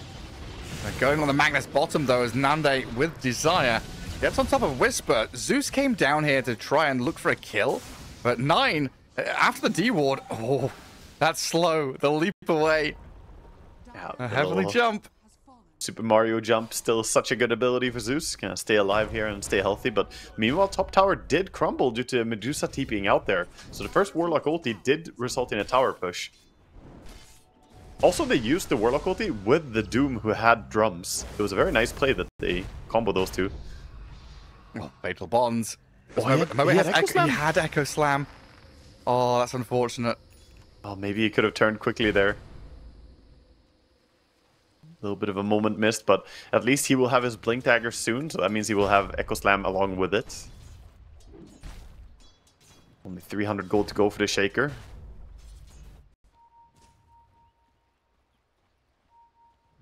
Meanwhile, Zeus going for a Kaya first. Just standard stuff. Very even game, though. Like, all the cores are getting their farm. You know, Medusa, you'd argue, is a little bit behind, but should be able to catch up decently. Yeah, to keep mana burning her with Doom, but of course having the mana boots, she should be fine. They also have some stacks in the jungle for her. Gonna stack up again here, Seb. It really is that first timing of the blink on Earthshaker is going to hit pretty hard if they can connect with it. Oh, definitely. You don't have the same kind of thing on OG yet. Whisper is working towards the blink after double bracer, so that's a little bit away still. 23 Savage, of course, we were talking about that kind of 20-25 minute period where Medusa feels strong after her first couple of items. That's 10 minutes away. Do you think Dandelions in the next 10 minutes are going to storm forward and take over the map? I definitely think so. Yeah, they have a lineup that wants to fight us 4 around the Shaker and make a lot of stuff happen while the Morphling is farming. Whereas OG, they will be pretty strong now with the Kaya soon finished on the Zeus, but they don't have the same initiation power as Dandelions do. Blink Shaker into a Warlock ulti follow-up is very potent.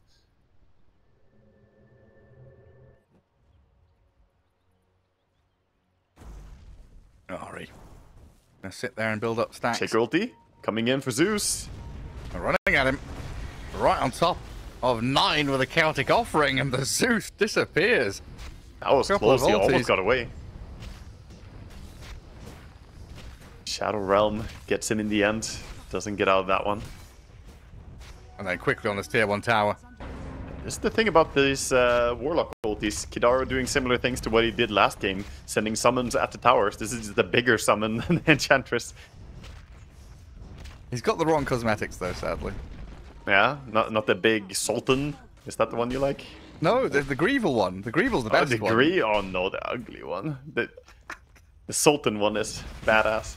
Which is the Sultan one? It's like a genie or something? Just like an Ifrit. You know? Right. Oh, Fatal Bonds and Golem stealing some Ancients here. Oh, hell yeah. Go get those dragons. Yeah, money. Give me some more. Whisper takes it. In the end, Whisper's going to be very happy with this, but that's gold that was intended for Medusa.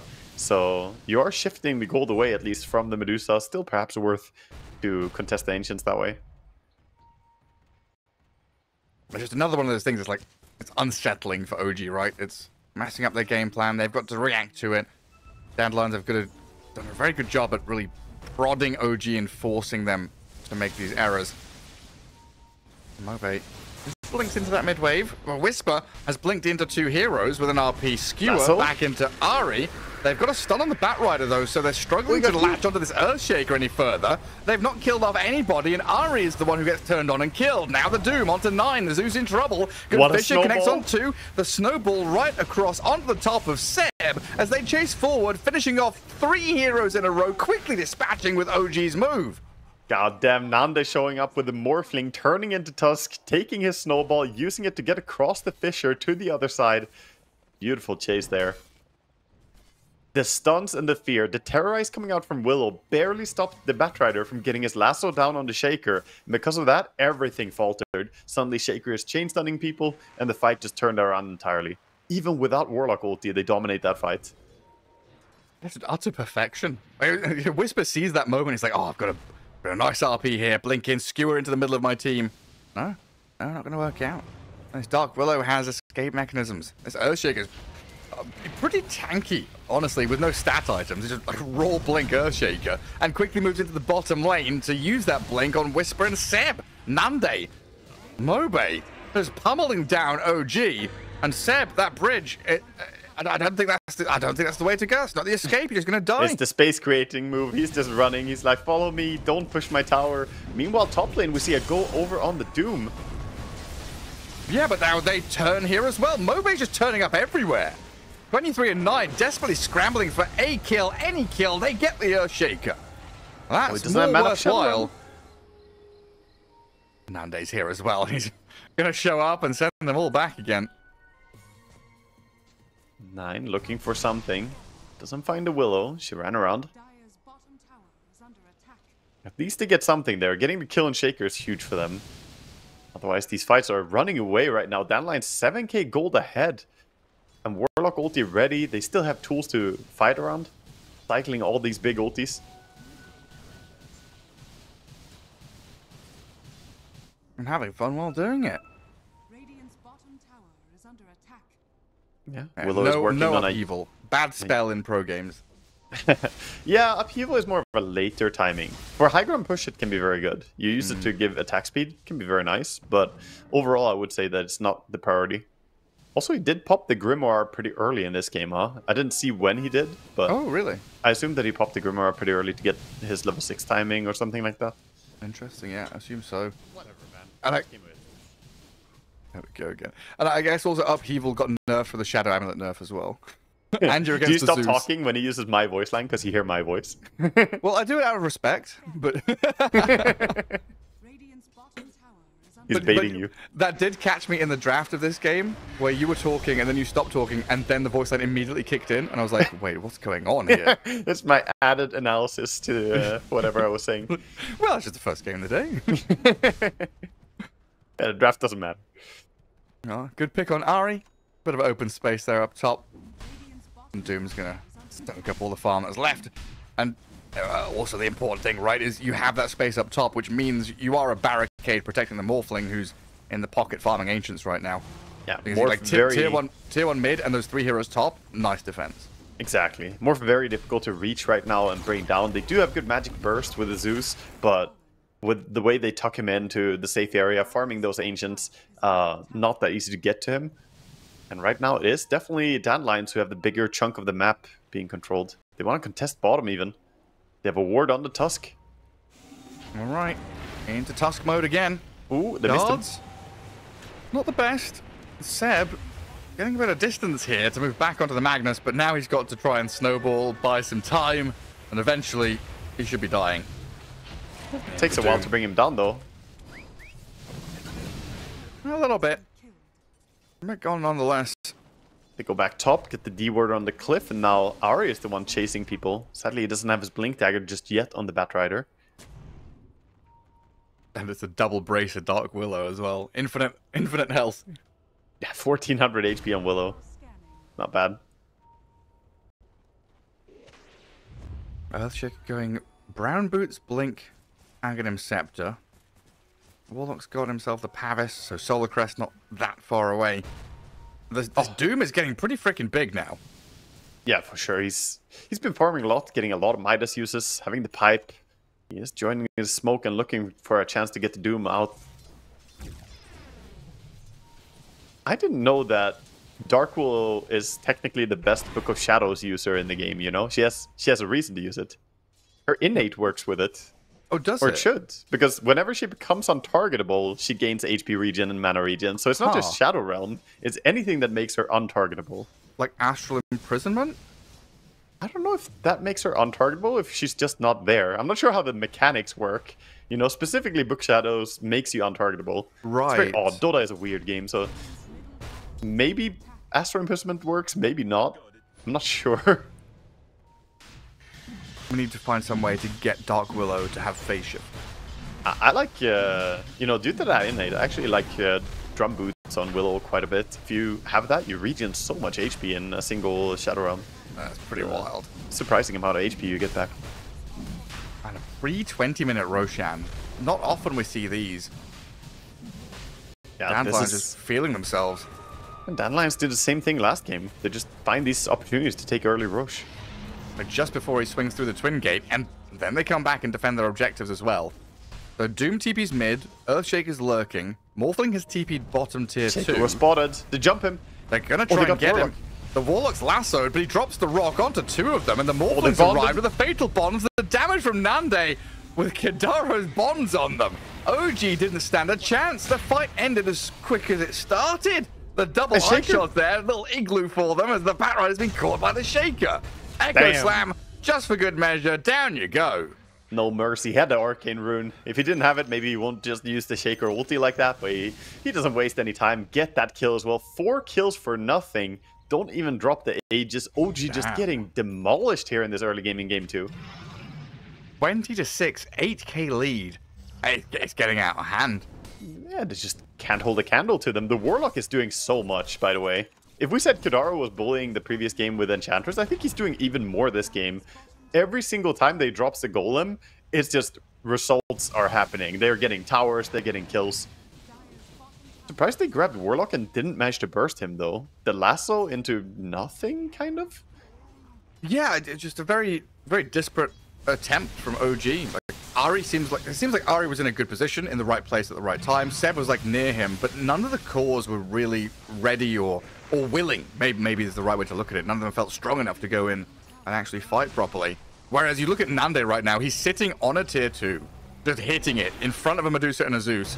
Yeah, yes, he cares. He takes quite a lot of damage. There's this diffuser blade now, which is very irritating as the Medusa to deal with, but the Dandelions, they've fallen back and retreated and kind of baited OG into this upheaval fatal bonds. They've skewered the Doom back under tier 2.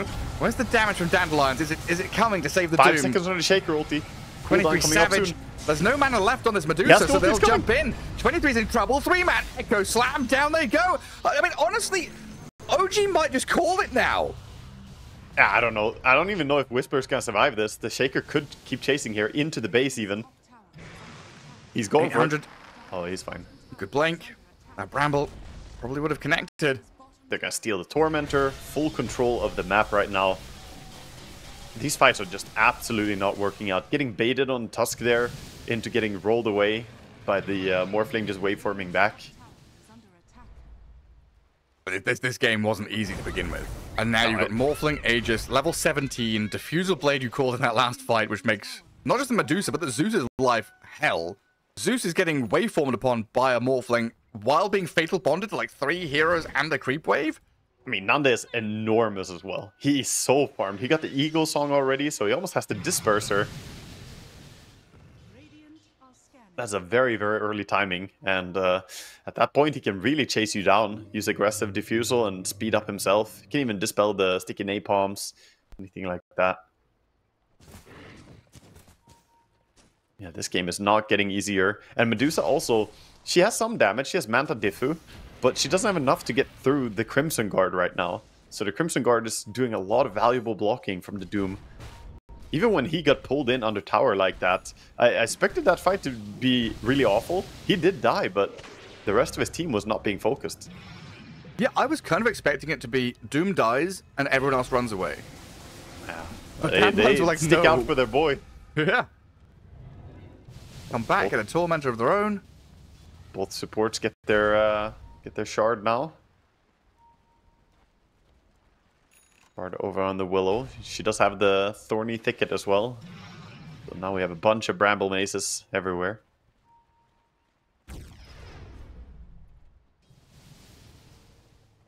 Yeah, I mean, when I saw this draft, I was kind of excited for OG. You know, oh, good, they've got a Magnus Whisper. Oh, they've got 23 on the Medusa. It's gonna be great. Now, yeah, I mean, they're all in comfort zone. All of them are playing heroes that they are really good at. But even Ari on Batrider is, you know, a hero I've seen him play so many times. And now the way this game's gone, just oh golly, oh gee, oh dear. Yeah, I think the difference in impact from the POS 5 is like the biggest thing I want to say. The rotations from Kidaru, he's just took top tower, took mid tower, and then even the fight in the Radiant jungle was one off the Warlock ulti initiating it, or counter initiating it, I guess, after they don't chain stun him. So what you're telling me is they have to all in, find the Warlock and kill him. Blink RP, blink lasso, just kill him. Yes, use everything. I don't know, I think Dandelions have been better at just dumping ultis and getting value from them. Yeah. A lot of fights we have seen, like the RP not really connecting or the lasso not being used. I think they're a little bit worried about not using their abilities correctly. And you can get in your own head. With Dandelions, they're just dropping spells, man. Shaker is farming under a ward. Like, there's a tusk and a bat. I'm going to golem them. It's like, he's not looking for specific heroes. He just wants a couple of guys next to each other. Yeah, any 2 or 3 heroes next to each other, and that will be a approved target. BKB for Magnus, Aghanim Scepter for Zeus. Some big items for OG here, so we'll see if they can get some payout from them. Yeah, it looks like really Dandelions. Very defensive positioning here, behind their tier 2s, not allowing OG to step forward. 23 Savage having his own disperser on Medusa is pretty big as well, because now he has that speed. Medusa, as we mentioned in the draft, very slow hero, hard to reposition in the fights. Now he has something to get out of dodge if he gets Doom dropped on him. You can always disperser and just run away.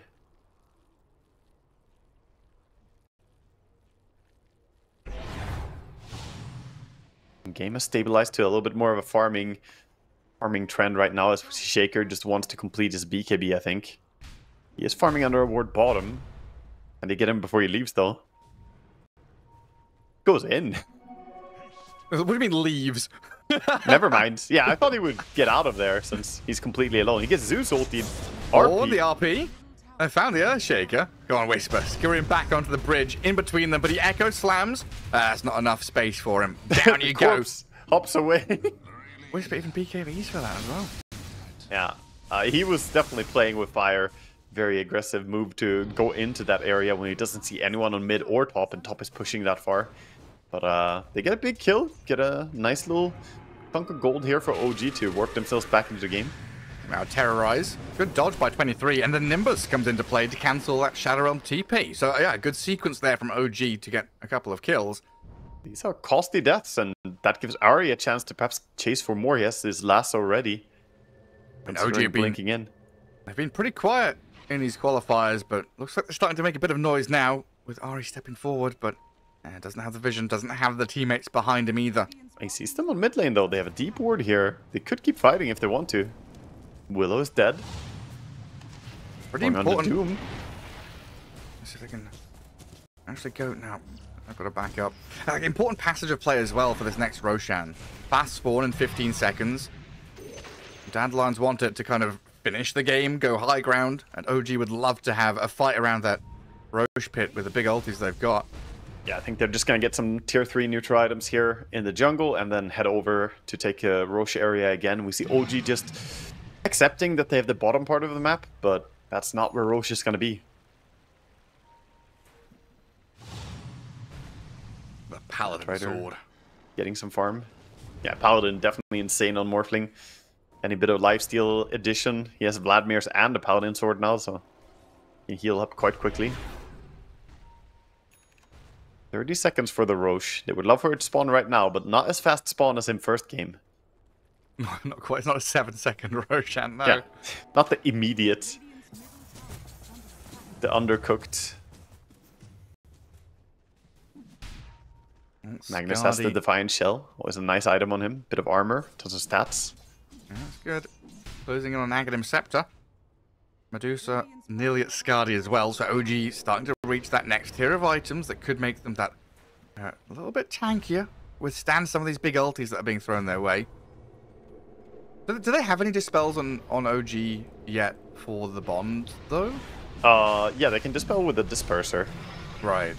So both teams have the disperser available, so both can dispel like that. Other than that, they only have the BKB on Magnus, or Manta on Medusa, so she actually has 2 dispels. That's good. Yeah, they've got a couple to kind of contend with it. Anyway, Roche goes down without any real contest here. We see a Nimbus come in, but that's only going to result in a bit of extra gold for Radiant. Aegis on Morphling. Probably one of the best carries to have Aegis on. Can be so aggressive with it. Dire Vision on the gate, giving a bit of protection to 23. As he farms out this bottom portion of the map. Very systematic from Dandelions. Move forward, get Roche, push out the wave. Come back, get your Wisdom Rune, clear Ancients. At the same time, OG has done a good job of not dropping behind, right? The graph tells the story as well. They were like 15,000 gold ahead. They've been ahead for quite a while now, and OG have at least stabilized. You know, they stopped the bleeding, getting their own items going. Medusa is progressing towards that full Eye of Skadi. Only needs 100 gold. And that's a big power spike to play towards as well. It is. You just worry about, you know, the Zeus and his positioning. If 9 shows, he could easily just get waveformed on and killed in a matter of seconds. Yeah. Looks like he's going for the refresher build, so he won't have any tool to help him with the positioning either. Morph is in on the high ground. And no reaction yet. Knock, knock. Who's there? Nobody? Well, 23's here, but your buildings are falling very quickly. Yeah, that's Range Rax gonna just drop here. They are now mounting a defense. Batrider doesn't have Firefly anymore. Quick and decisive push there. I like the confidence from Nande. Just waveformed up on the high ground. I don't think OG were ready for him to go that quickly. So then they couldn't TP in because suddenly a Morphling is standing right there. You don't want to TP in and get caught by a Shaker jump. And that's without perfect information, right? That's he Morphling blind just... Yeah. Yeah, he had the confidence. So creep wave is spawning. He has the waveform attack talent. So, you know, easy peasy. Just waveform the creep wave and kill the tower. It's incredible, like, how close, you know, the ultimate pro player mind is and decision making is to just having map hack. You know, it's like that game sense and read of I'm going high ground. I would never be able to do that unless I saw all 5 enemy heroes, and even then I probably wouldn't. In Dota, the line between fool and genius is very thin. Oh, the Shaker gets caught. But Batrider, this is a good catch. This is a huge one. I mean, Mobe getting punched around, RP'd, did get off his BKB, but looks like he's going to die before he can Echo Slam or have any recourse. The rest of Dandelions, though, they're still on that right-hand side of the map. Morphling, Warlock, and Doom shoving things out. They're camping the Torment right now, but it didn't take a timer for exactly when it was, so they're just sitting on the Torm. Waiting for a respawn on it. Can't remember when they took it as well. Thunder God's Wrath for a bit of vision. Nice spot Nande TPing. Okay. They took over the area again, and their Tormentor is safe. Mid, jump onto the Zeus. He has no repositioning. That's a Dark Willow just setting it up, isn't it? Whisper's BKB'd, but the Golem's dropped on them with the Fatal Bonds. Whisper, he's bonded to the Zeus, and the Doom goes straight for him. 9 gets ultied up, trying to TP, and he stuns the damage. Is it going to come fast enough in the fountain? Of course it will. All the healing stopped. Like and BKB TP out from the Magnus. He keeps himself alive, but that was a refresher BKB TP out. So he does not have refresher. He does not have BKB. He does have ulti at least, but how do you defend without Zeus? Against all these little golems as well. Yeah, that's a lot of minor imps. The army has arrived. Quite a few. Oh my god. Medusa kills all of them at the same time, but meanwhile, the big imp, the golem himself. He's going to work. Doom, yeah, just sitting down there, giving some aura to Nande as he sits high ground. Destroys your buildings. Tier 3 down. Racks open again. And 23 with Ari, they step up onto this Dark Willow. Fatal Bomb's annoying. Nice Ewells into the Echo, but Whisper's there with an RP on 3. There's no follow-through, though. A defensive RP as they're getting dived and killed in their base. The Batrider's dead in the grave. Nande steps up again and I'm going to go hit some buildings then. If you're not gonna deal with the Morphling, I'll destroy your buildings. It was like the Ice Shards almost worked against the Medusa there. They got a really nice RP, but Medusa couldn't auto-attack. She had the shards between her and the targets. I think he also was really low mana, so maybe he was considering just running to base. That's resources used again. Ulti on cooldown now for Magnus. And again, Dandelions staying healthy here, staying in control of the map, and find 3 bounty runes as a reward. Aegis reclaimed. And of course, OG don't want to tap out. This is game 2 in a best of 3, where they're already a game down in the lower bracket of the qualifiers. They're going to play this one. Next. No, There's you can't. No next. They've got to pull something out of the bag here to stay in the qualifiers, to stay in this series. I mean, you do have some of the best high ground defense heroes in the game, at least, so they have fantastic tools, but right now it's on cooldown, and I think Dandelions smell blood in the water due to that RP being used in the fight. They know that he doesn't have it yet, so they go again.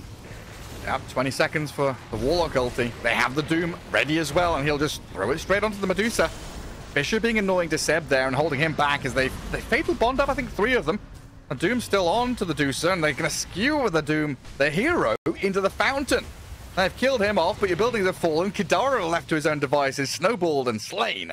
That pings, look at OG. They know this is their chance to try and chase, but they're not going to be able to grab any further targets. No, they're not reaching this Morphling. He's actually thinking about turning around. Shaker's here with ulti now. Oh. They want to fight, but there's only 3 of them. Have to be clean if they're going to take this fight. They need vision. Yeah, put down a ward. Only illusions are pushing top, though. And OG, they sense it as well. They said, that's not really the area to play right now. Just go push mid. That's a funny little ward. Is it in the... It's on the low ground, right? Oh, the river. Oh, yeah, that's low ground. Yeah, that's definitely low ground. Yeah. Not ideal, but whatever. I think he panic placed that when the fight was going on, where they were jumping Zeus earlier. Right. He just wanted to drop some vision during the fight, and he must have misclicked it. That makes sense. It's a battle ward. Yeah. I mean, that's generally a very good thing to have as a habit for any support in high-level games. Whenever a fight breaks out, drop ward, drop sentry. You will be winning so many more team fights if you actually have vision. And if you do it preemptively and then you die, and someone says, "Why didn't we have a reveal for that Glimmer Cape?" You can literally be just, "I placed a sentry there. It's not my fault." You can play around that one, you know, stay alive. Ooh, big rune here for 9. Arcane rune on Zeus. He's level 17, almost 18 as well. Trying to finish up that level. Does Magnus have his full kit back? Yeah, it's ready. So this is OG as ready as they're ever gonna be. They're a couple of lanes down, 12k down. They've managed to, like you said, what, 10 minutes ago, they kind of plateau. They've not fallen further behind. They've still kept themselves in the game and kept competitive. They do have everything they could have, but at the same time, Radiant are pretty happy too. They have all their abilities. So, question is, can Medusa be saved here? She gets jumped. The rock. Oh, the snowball save from Seb. Buys time. The RP from Whisper gets them all in line. And now 23 Savage can open up with a damage. Massive plays. Kidara, Move, and Desire all destroyed as 9 and 23 Savage. The payload was too heavy. Nande on the run as the rest of his squad have been annihilated. Absolutely destroyed. There's Shaker jumping in, but getting countered by Seb. Seb with a clutch reaction coming in, pulling himself forward with the Drinking Buddies, and then snowballing. He doesn't even have Blink, mind you, on this Tusk, but Drinking Buddies is a pretty damn good ability. Manages to save the Medusa there. And what a punishment. 4 dead. Now finally, OG for the first time in this game feel like they have the upper hand. They crossed the river, Wagga. Yeah, they're getting to do stuff, and you know what? Roche is up. Ooh. And that's not just the first or second Roche, that's the third one. Aghanim Scepter on it. They can get Aegis on the Medusa and an Aghanim Scepter pass over to someone. Maybe even Medusa herself to get some lockdown.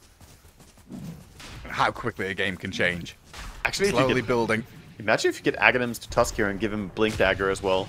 He farms that up. Suddenly you actually have a great way to counter people. We'll see what they do with these resources. Maybe even the Horn Toss on Magnus could be good. We'll see what they prioritize. His Batrider.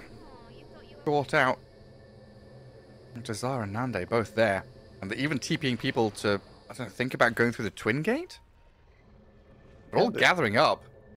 Thought about it. Medusa's gonna TP back to base, so... OG are saying we got what we wanted out of the map, back to base, and they are ahead, Gareth. For the first time in a long time, they're actually ahead in net worth.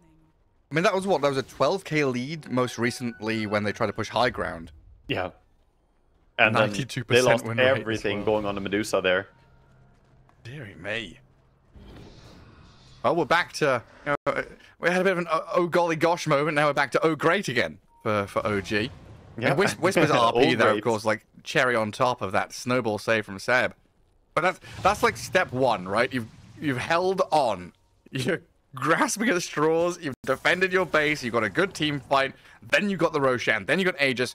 But is the next move to go and push the enemy base, or are you looking for a next item? When does OG actually think they can win? They can take team fights on like their half of the map right now. They could maybe find a way to push out lanes and go to the enemy base as well. They're sending Medusa Illusions to push bottom. If they can get the lanes out, then yeah, they could maybe think about pushing. It's not that easy though for them to get everything sorted. But right now, mid lane, bottom lane, top lane, all of them are kind of going. Chasing after Warlock here with the Zeus ulti. Ooh. Poor Staff, not going to help him enough because Ari's got the reach. It looks like Seb here. With an extra bit of damage and control allows 23 Savage to kill Kadaro. So get some D-wards with the Zeus ultis here. Zeus bolting around. Like the synergy between Zeus and Batrider. Great to have, be able to open the eyes of Batrider, allow him to see a target.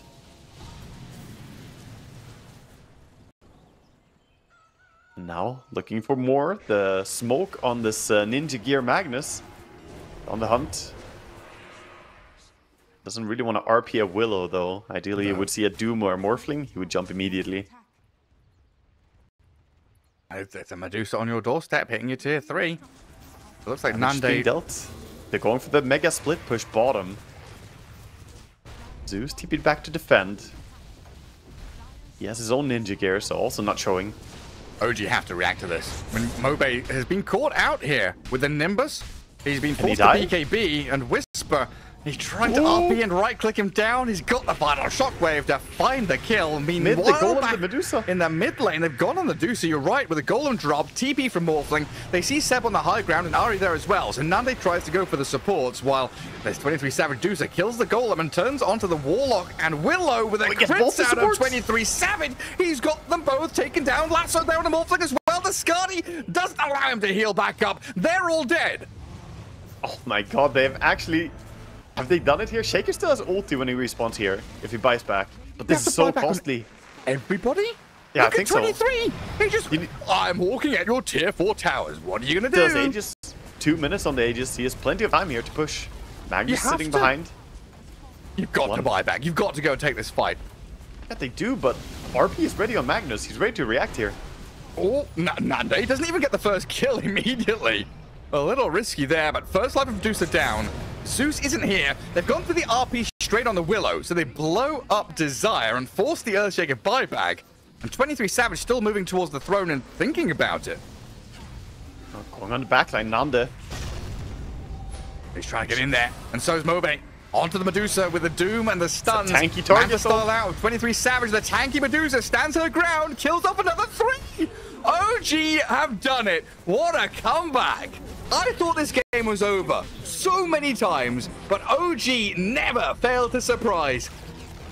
OG going into the late game there, holding on for dear life. And I told you, Gareth, their high ground defense. The first moves. We'll see what they're going to do for the ward placements. Boots on the Nyx, leading the way, charging out. Rushing to get a quick ward down. Oh, very speedy. It's pretty common. You get boots and go early mana boots on this hero. Okay.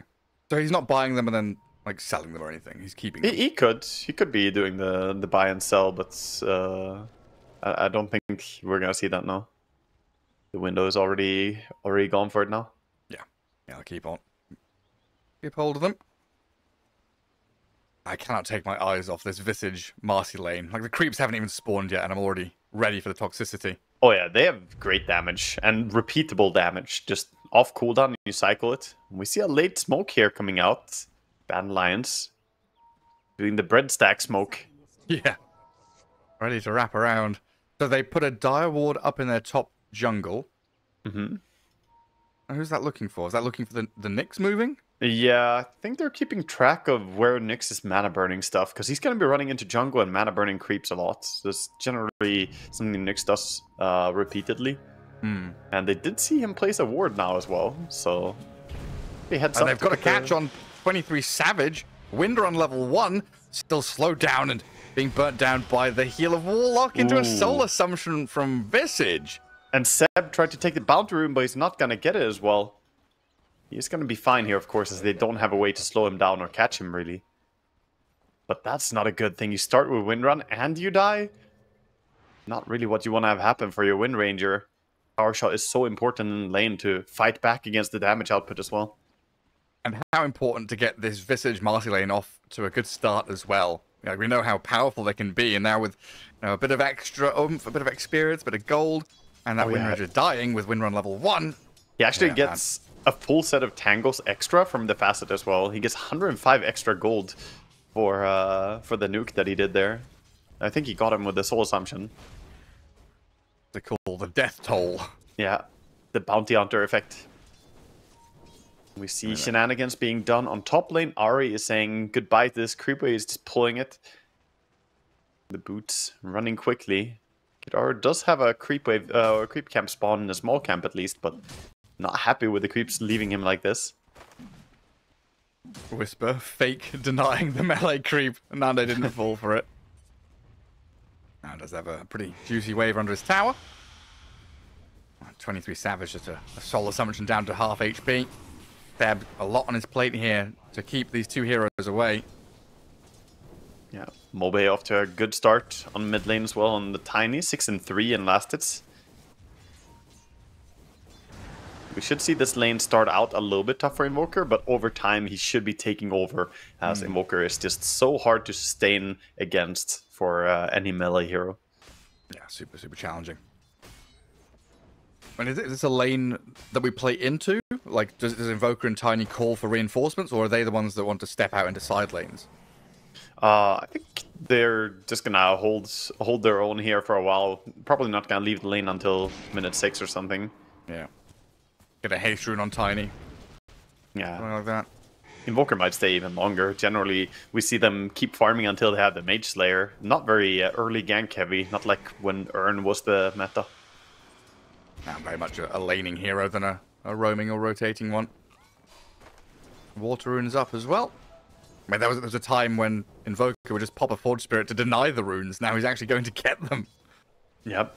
I even saw for a little bit mid players kind of toying with the idea of bottle Invoker, but I guess with the more recent changes, he doesn't need them. Yeah, becoming universal basically took away the possibility for that. Universal heroes in general, very few of them will ever go for a bottle. It's just stats are too invaluable. They're incredible. And he has the Ghost Walk.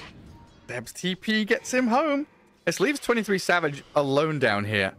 Desire going to try and exploit the situation with a move forward. But 23 grabs the Lotus, has some 1 charges and a wind run. Get some distance. But now it's an unattended lane where Visage and Marcy just have free reign. Yeah, I guess a power shot lasted on the range creep, but the wave is pushing. At least he has a small camp spawn, so he's gonna try for a pull here on the Vools. The Vool Assassins. They are gonna pull back the creep wave. So Wind Ranger, not too bothered by this being alone for a while. He's gonna reset the lane. Yeah, not too bad. Protecting the creeps.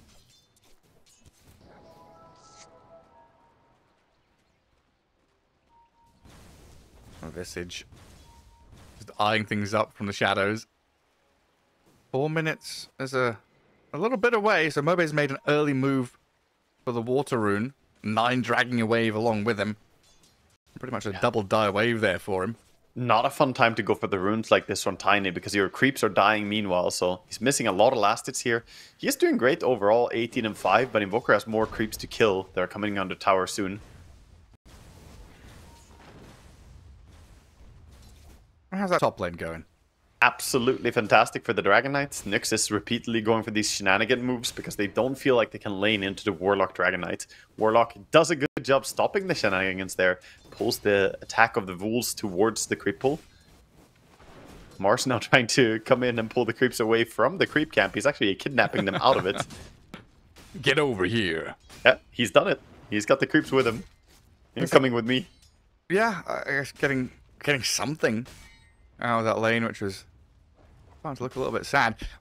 Are they victims of circumstance? Like you said it right, when you pick a Nyx, you kind of expect this kind of stuff to be happening. So they're maybe not happy about this going on, but they know they have to, and they're getting Whisper and Ari to a point at which they can play the game into other lanes later, right? Yeah, I think when you pick the Nyx, you expect it to go something like this. You don't expect to win the lane. You know that you're going to probably lose the lane, especially against a Warlock Dragon Knight. There's no way you can fight it. But maybe Warlock has overstepped here. He's going to be fine.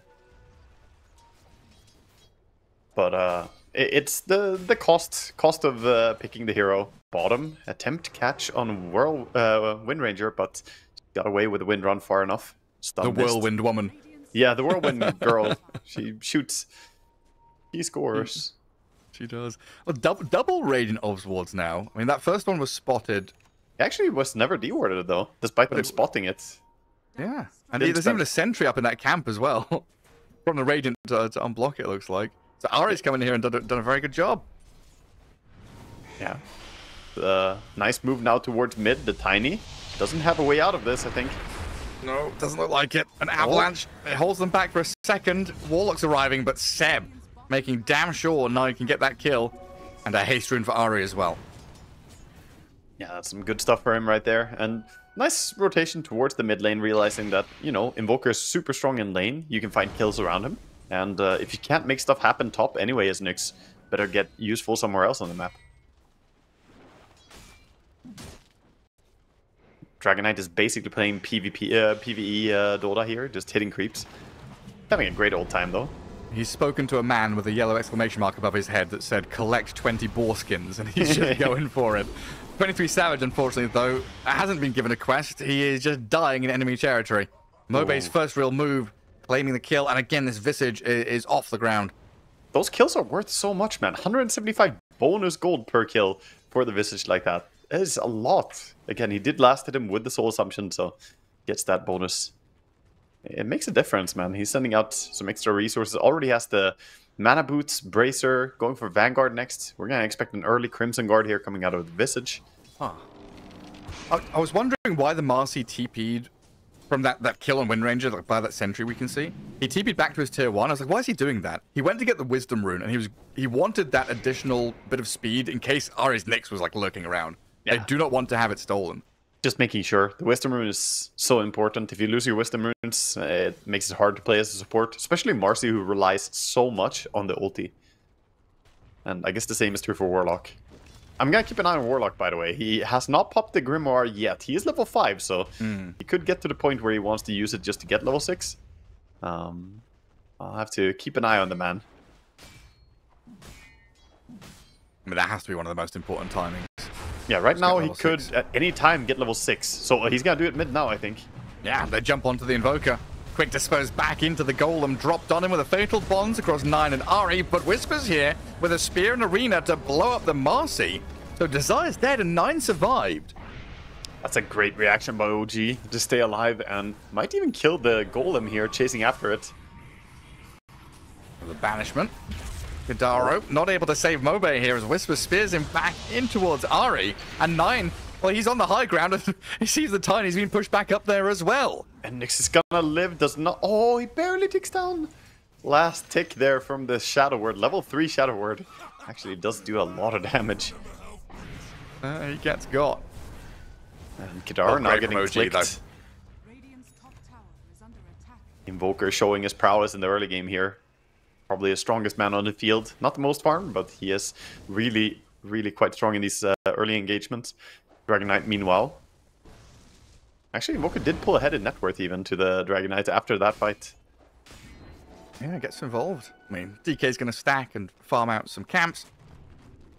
Very close to his armlet now on the Dragon Knight. Desire coming in here for a D-ward mid. Does get the kill on the Obs, but he's going to lose his life for it as Ari and Seb rallying around this 9 Invoker. Like you said, the strongest hero on the map. Let's play into this mid lane. Invoker's not going to move to us, so we should move to him. Yeah, I think this is a great way to play the game from OG. Just activate around mid, because Mobe is pretty weak right now. They even steal some creeps from him using the Mind Flare. Nyx finding this ability to work. Of course, one-shotting creeps is a super strong ability. He's even going to clear out the camp here, most likely.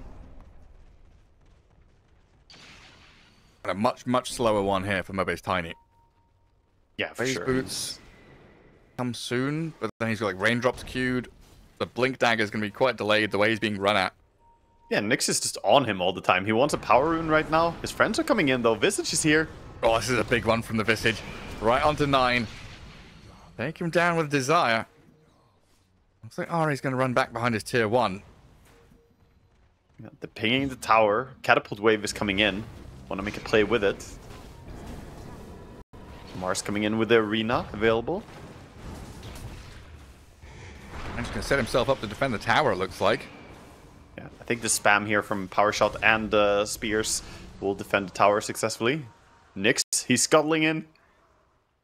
Yeah, looks like he's trying to carapace the toss, but not quite able to do it. Well, down at bottom, Seb being run at by the Tiny and the Marcy. Invoker, though, with a Cold Snap Tornado. 2 of them sent skywards. Ghost Walk forward from 9. EMP thrown in, and Mobe in some serious trouble now as the Wind Rangers arrived. Going with the ulti, but can't catch up to the Tiny just yet. And now you've got to be wary of the Fatal Bonds and any more spill damage coming in from Kadaro. As they toss a catapult at him, and quite a hefty hit. But Ari, HP. Arriving from the left-hand side now. The next assassin under sentry. Mobe still chasing this Invoker. Oh, look! It's the Wind Ranger dead because Nande came in through the gate. Ari comes out of Invis, stuns up Kadaro, but he already dropped the rock on him, so Ari's going to die to the Golem and the hits out of Desire, while 9's on the run from the Tornado and the Ghost Walk. No reveal. Tiny and Dragonite are core heroes. They wouldn't dare carry a dust. No, you're not spending money on that. But Nanda now, he does want to take this bottom tower. The move is coming in. Mid-target, though. Perhaps they could go on the Visage in some way. Whisper has the ulti, but not going to commit on the Visage. He does have the Vanguard, of course, so maybe not the most appealing target. It's funny seeing ranged heroes with Vanguard. Takes me back to when Vanguard was broken and we saw it on everyone, even supports. So yep. Support Venge with the Vanguard. But it used to be a core item on... Like, if you played offlane, you had to buy Vanguard. I mean, yeah. It was for a long time, and then there was the short moment where literally everyone bought it. It was mid, offlane, it was just 2 value item. Yeah, Wind Ranger, Death Prophet, yep. Necro. Oh yeah. Vanguard Pug, no? Sounds fantastic. Hell yeah. That's a very good item. Mars trying to finish up his Blink Dagger. Still needs 900 gold to go even after pulling this. Marcy's just defending the top tier 1 meanwhile. This is where we saw Palanitza kind of run at the Mars and just delay him 2 or 3 times in a row. So it could be cool to see Dandelions do the same thing if they can find Whisper. But he's been doing a pretty good job kind of pressing forward, pushing the lane, going farm jungle camps, and then coming back. Yeah, I think Dandelions are a bit more focused on themselves and their own progression than shutting down OG here. They're working on the Dragonite farm. They're stacking up the Ancients for him. A triple stack now on this Ancient camp. It's probably going to be OG who are looking to make more moves as the Nyx ulti comes off cooldown soon. They use that to control the bottom Wisdom Rune, perhaps. Or the Eastern Wisdom Rune, I guess.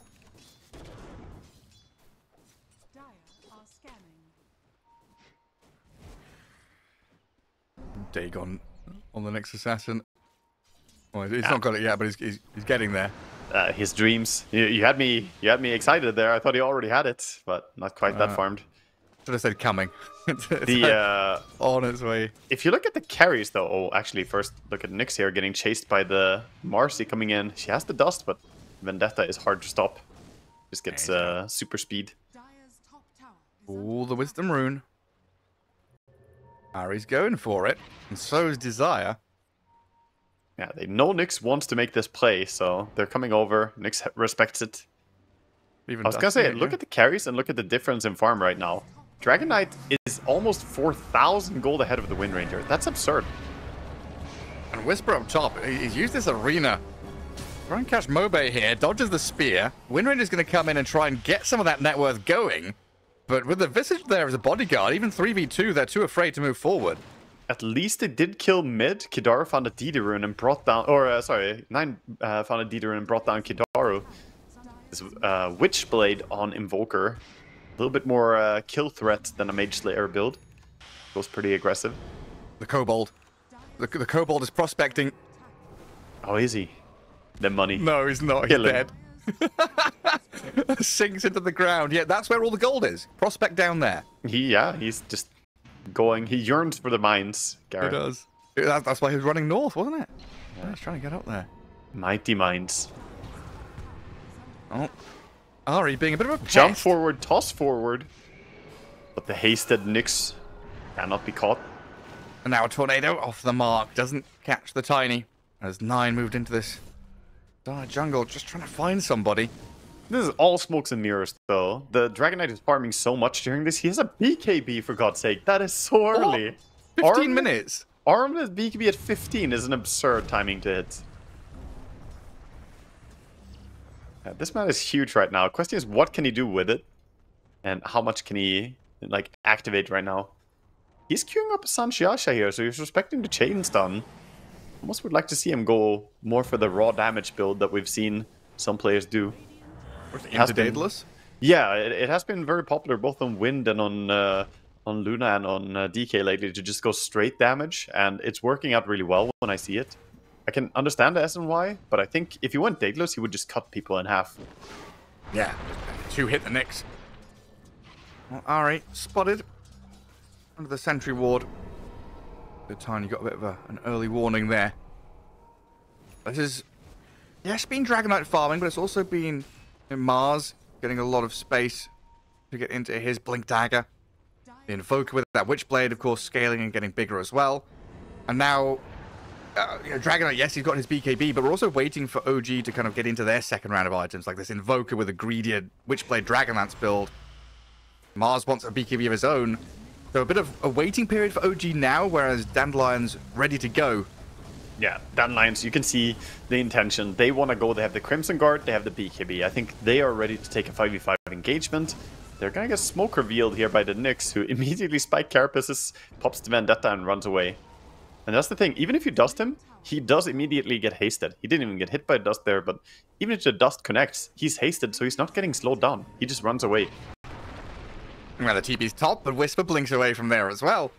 There's a lot of these little moves where OG is showing up on the map saying, hello, how do you do, Dandelions? And then Demonic Purge on the Tiny, run away with Seb, Whisper's out there, and, well, Ari, he's next to the Visage and the Warlock, might be dying here as the Familiars go overhead. 23 Savage wants to make a meal of this, though, and goes into the back lines onto the Warlock, but they've lost Ari. Fatal Bonds are on the Wind Ranger. Soul Assumption with the Golem and the Familiars are coming, and 9, he's got to try and keep them at bay.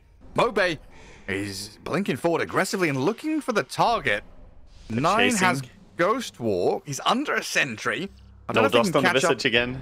Yeah, no dust at all, and Wind Ranger seems like she's out of there as well, but Mobe's still chasing and scanning. Mobe might realize she went for the gate, but he's going to go for the creep wave instead. 23 Savage is fine, he's going top. So a lot of stuff happening, but not that much outcome. Just Ari dying, and that's it. And a lot of people going for some cardio exercise. Spells being cast, spells being cast, spells being and nobody dies. Mobe still on the hunt, though. He's going top now. I mean, 9 is on the hunt down at bottom, looking to kill off Desire. Oh, he stopped him going through the gate. Yeah, that's a big play. And he's not going to finish him, though.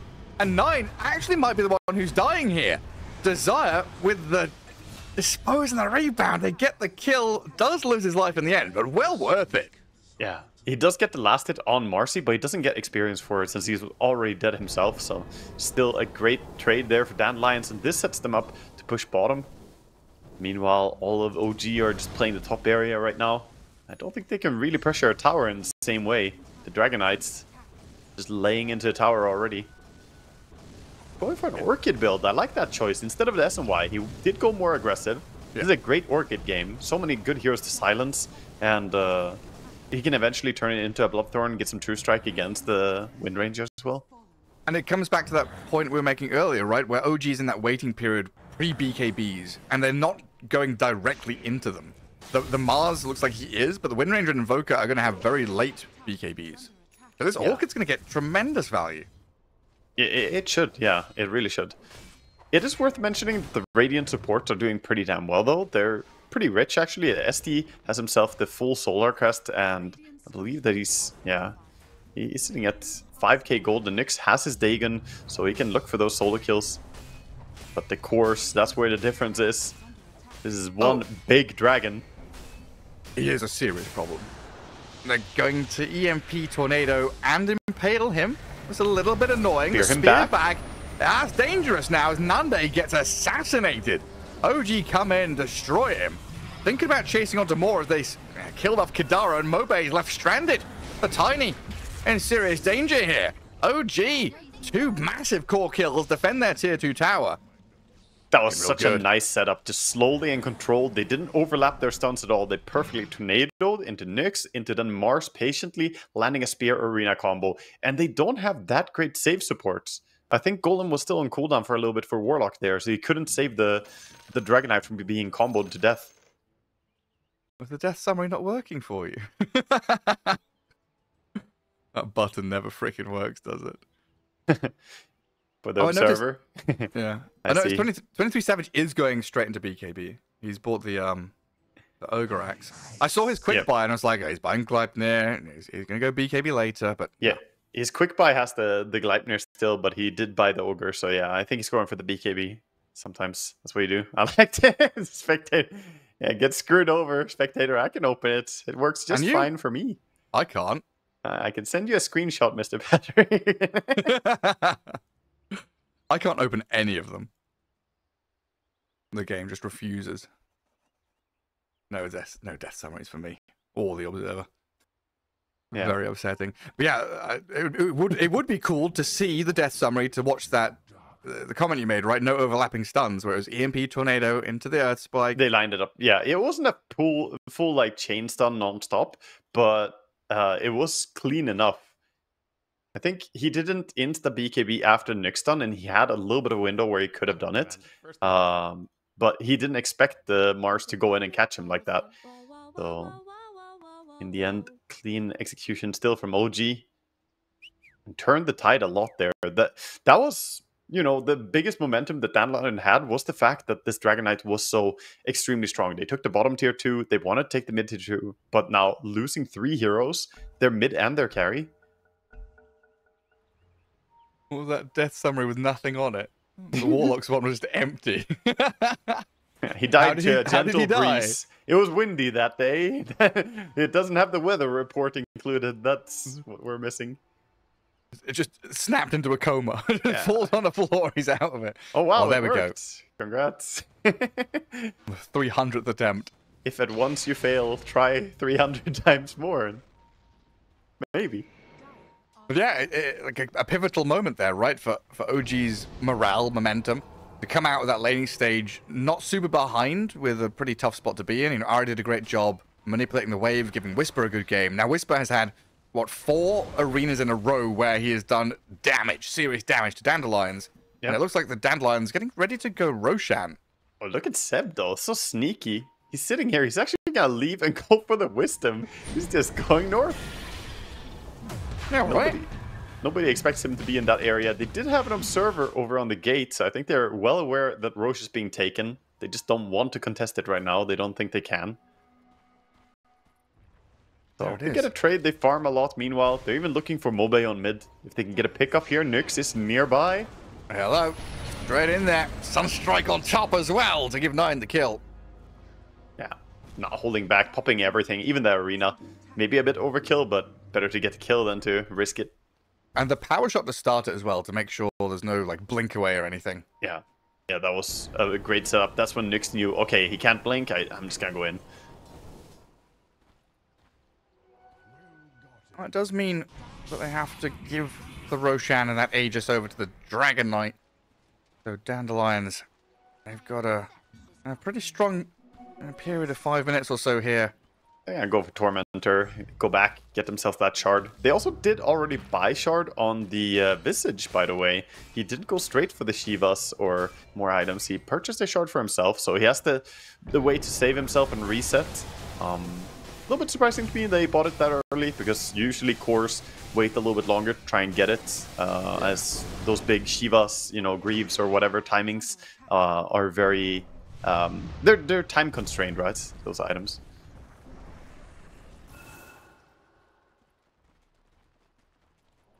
Wind Ranger with her ulti and a stack of ancient creeps, just hearing a million arrows going. It's very satisfying. It's so much fun to play Wind and farm like that, especially once your ulti is level 3 and you have no cooldown, 9-second duration and 30-second CD, so only 21 seconds downtime. It gives me the same vibes as, you know, like there's a thunderstorm or something outside and you're cozy and home, and you've got this little pitter patter of raindrops on your windows. Wind Ranger's doing the same thing with arrows into the ancient creeps. Ooh. Desire might get jumped top, but he has a lot of people nearby. If Invoker and Mars think about this kill, they could be punished. Look at them. They're getting baited by a support. But they scan. That's a wise scan right there. Instead of jumping the Marcy, they check if she has backup, and she does indeed. What are they doing, inverting the map like this? What's going on? Mars and Invoker, where are you? You're almost off the map. Taking a note or a page out of Dandelions' notebook from game 1, I guess. Just a lot of Rata in gameplay. Rata. Yeah, getting behind enemy lines. And they've got triple observer boards up there to watch any approach to that top area of the map, so it's probably one of the safest places to be right now. 23 Savage leaving one of the most dangerous places to be. Cleared out all the camps, moves into mid to pair up with Ari. But that does leave a bit of an opening here for Dandelions to steal their Tormentor. Yeah, they're gonna go in and take this Tormentor for themselves. It's not the fastest. Invoker tries to steal with the Sunstrike. Not gonna get it. Again, good attempt though. I love these little power shot snipes or Sunstrike attempts. It was a nice try. We did have a Sunstrike tornado and Sunstrike steal yesterday. That's an exciting one, but right now we see everyone moving towards the bottom part of the map. Dual raise, wasn't it? Yeah, dual raise in the game against Stormstormer. Yeah. Now we're seeing a fair amount of Invoker, aren't we, with all these players? A lot of Invoker players in these quals. Yeah, he's in a good spot, and a lot of Invoker players in these teams, I guess. Oh, Nande. His courier's flying out, revealing that he's farming to the left of this. He might get jumped here. If he steps a little bit to the right, he will walk into all the wards. Actually, it's going to be 23 Savage and 9 on the run away from this. The courier. Courier scouting. And Marcy with the innate, right? Giving these couriers an additional little bit of HP. Combat-ready couriers, yes, indeed. Wind Ranger hits the courier once, sees another courier coming and runs away. Yeah, you can't stand against them. They're too mighty. The 54th Marcy Airborne has arrived. Plus, Wind Ranger could be under vision in a second. And was under vision already, but does manage to slip through and escape back to base. And now finally, a dangerous spot to be in. Marcy dropping some high ground ward here as well, going in. Setting up for the push on top. But Creep Wave has been cut repeatedly. They do have one wave with a catapult though. Dragon Knight's going for the tier 2 tower now. Invoker is continuously just cutting wave top. That is so freaking annoying. Yeah, and they have Glyph too, so they actually can't get this tier 2 tower. Since the next creep wave is not coming in. Or can they kill it before? Yeah, they will kill it before. Never mind. Marcy ulti and Dragon Knight. That goes down quickly. Glyph or no Glyph. In the meantime, though, like you say, Nine's cutting wave and farming jungle, while Wind Ranger and Nyx actually went into enemy ancients. So kind of mirroring the move of their opponents just to get that additional bit of farm onto 23 Savage. And this pack of 3 OG cores, they're pretty tight together, a little bit behind the Dragon Knight, but now starting to get quite distant from the Visage and the Tiny. Tiny's starting to fall behind. Yeah, Tiny relies on finding kills. He's not really farming that fast. His CS capabilities are not that great. So he really wants some action, and this game is mostly split pushing right now. I think there will be a change soon, though. Next Dragon Knight ulti, he will have Blink Dagger. He queued it up already, and that tells me he wants to catch people. He wants to go and start these fights. We will see a momentum switch soon.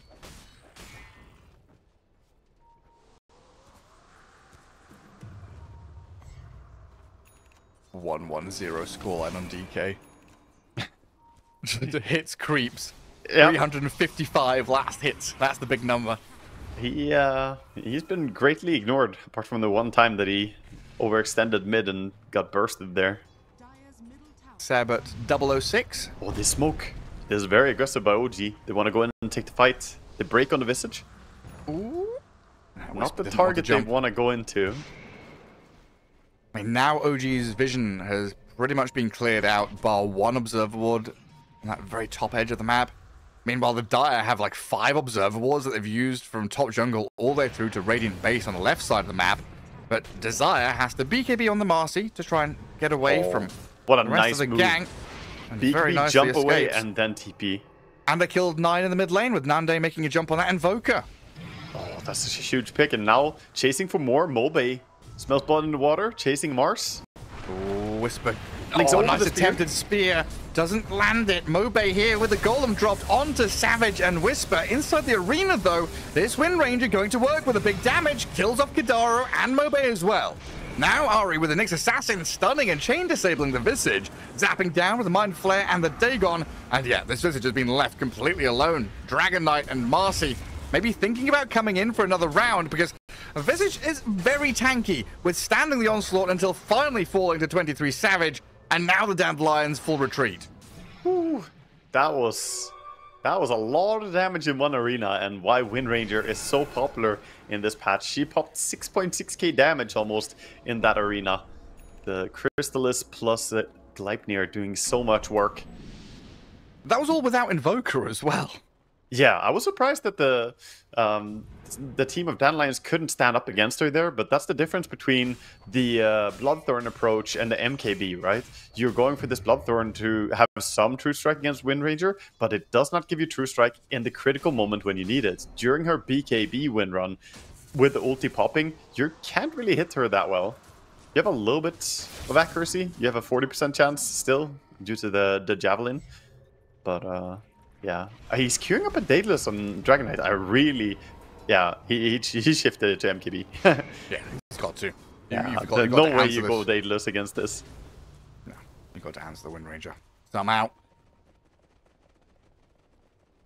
So far, Ari's done a pretty good job at kind of getting in behind enemy lines, scouting, drawing the attention of Dandelions non-stop. Like, come over here, look at me, waving his little flag and running around and scurrying everywhere.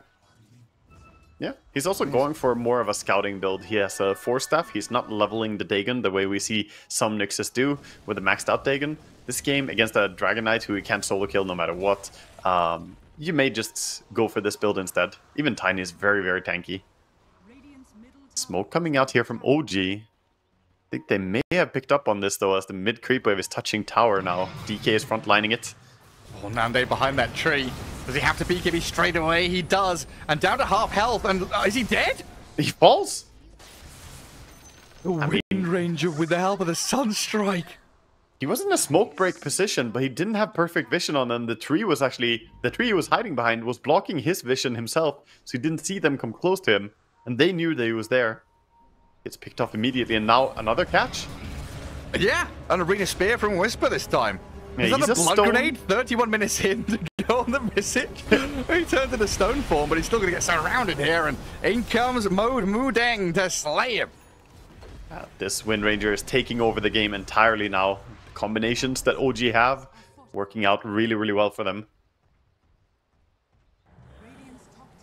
8k lead and building. The early game was not looking good for them here, but they have shown up, and at this point they're just missing the MKB so badly on Dragon Knight. He was really, really farmed. He was 8k net worth when the Wind Ranger was 4k, but now she's caught up. She's within striking distance, 400 gold behind him. And I think you're just way happier having a Wind Ranger with the same amount of net worth any single day of the week. Yeah. She has so much more damage output. Yeah, I mean... Dandelions just haven't converted on that early lead, right? The Visage, the Dragon Knight with like you say, 8K Dragonite when Wind Ranger was 4K, but even when Dragonite was like 12K, there was a massive gulf between him and the rest. And this Visage came out of the laning stage feeling really hot, and OG have just kind of avoided everything.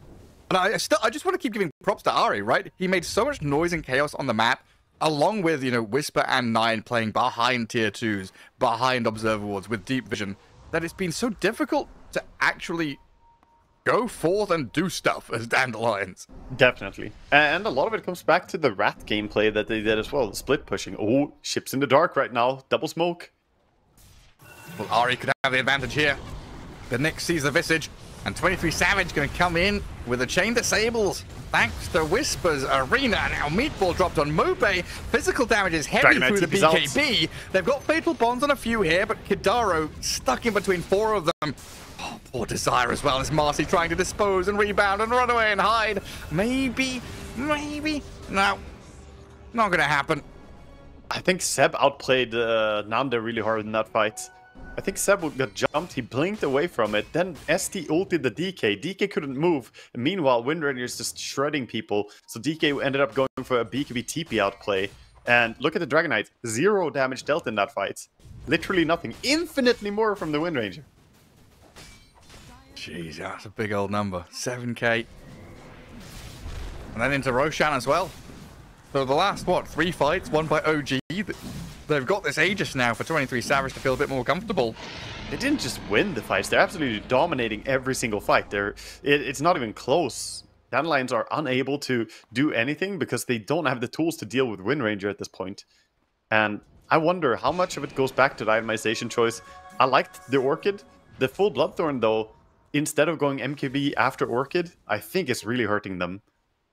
This could have been an MKB a long time ago, and he wishes he had it now. Every single fight, they just say, okay, we can't kill Wind Ranger, so let's try and go backline. And then they just lose their entire team before they kill anyone.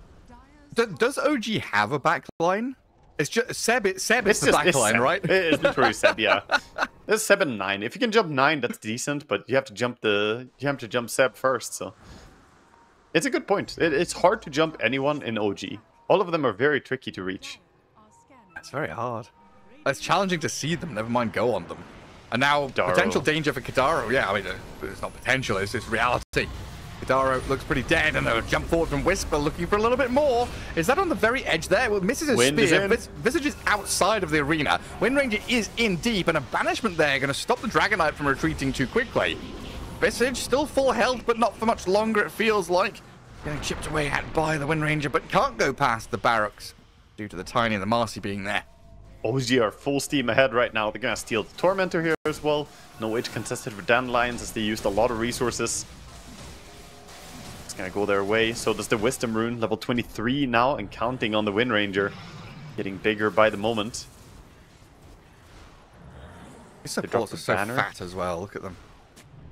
They really are. Nyx. Shadow Demon's got all the money in the world. Almost 14k net worth on the ST now. He's catching up to the Visage and the Tiny. That's wild. And Wind Ranger, of course, now top of the pops. 24 grand. With BKB on cooldown for Dragonites, I don't think they want to fight this at all. He does have his MKB coming out on the Courier. Purchased it from the enemy shop.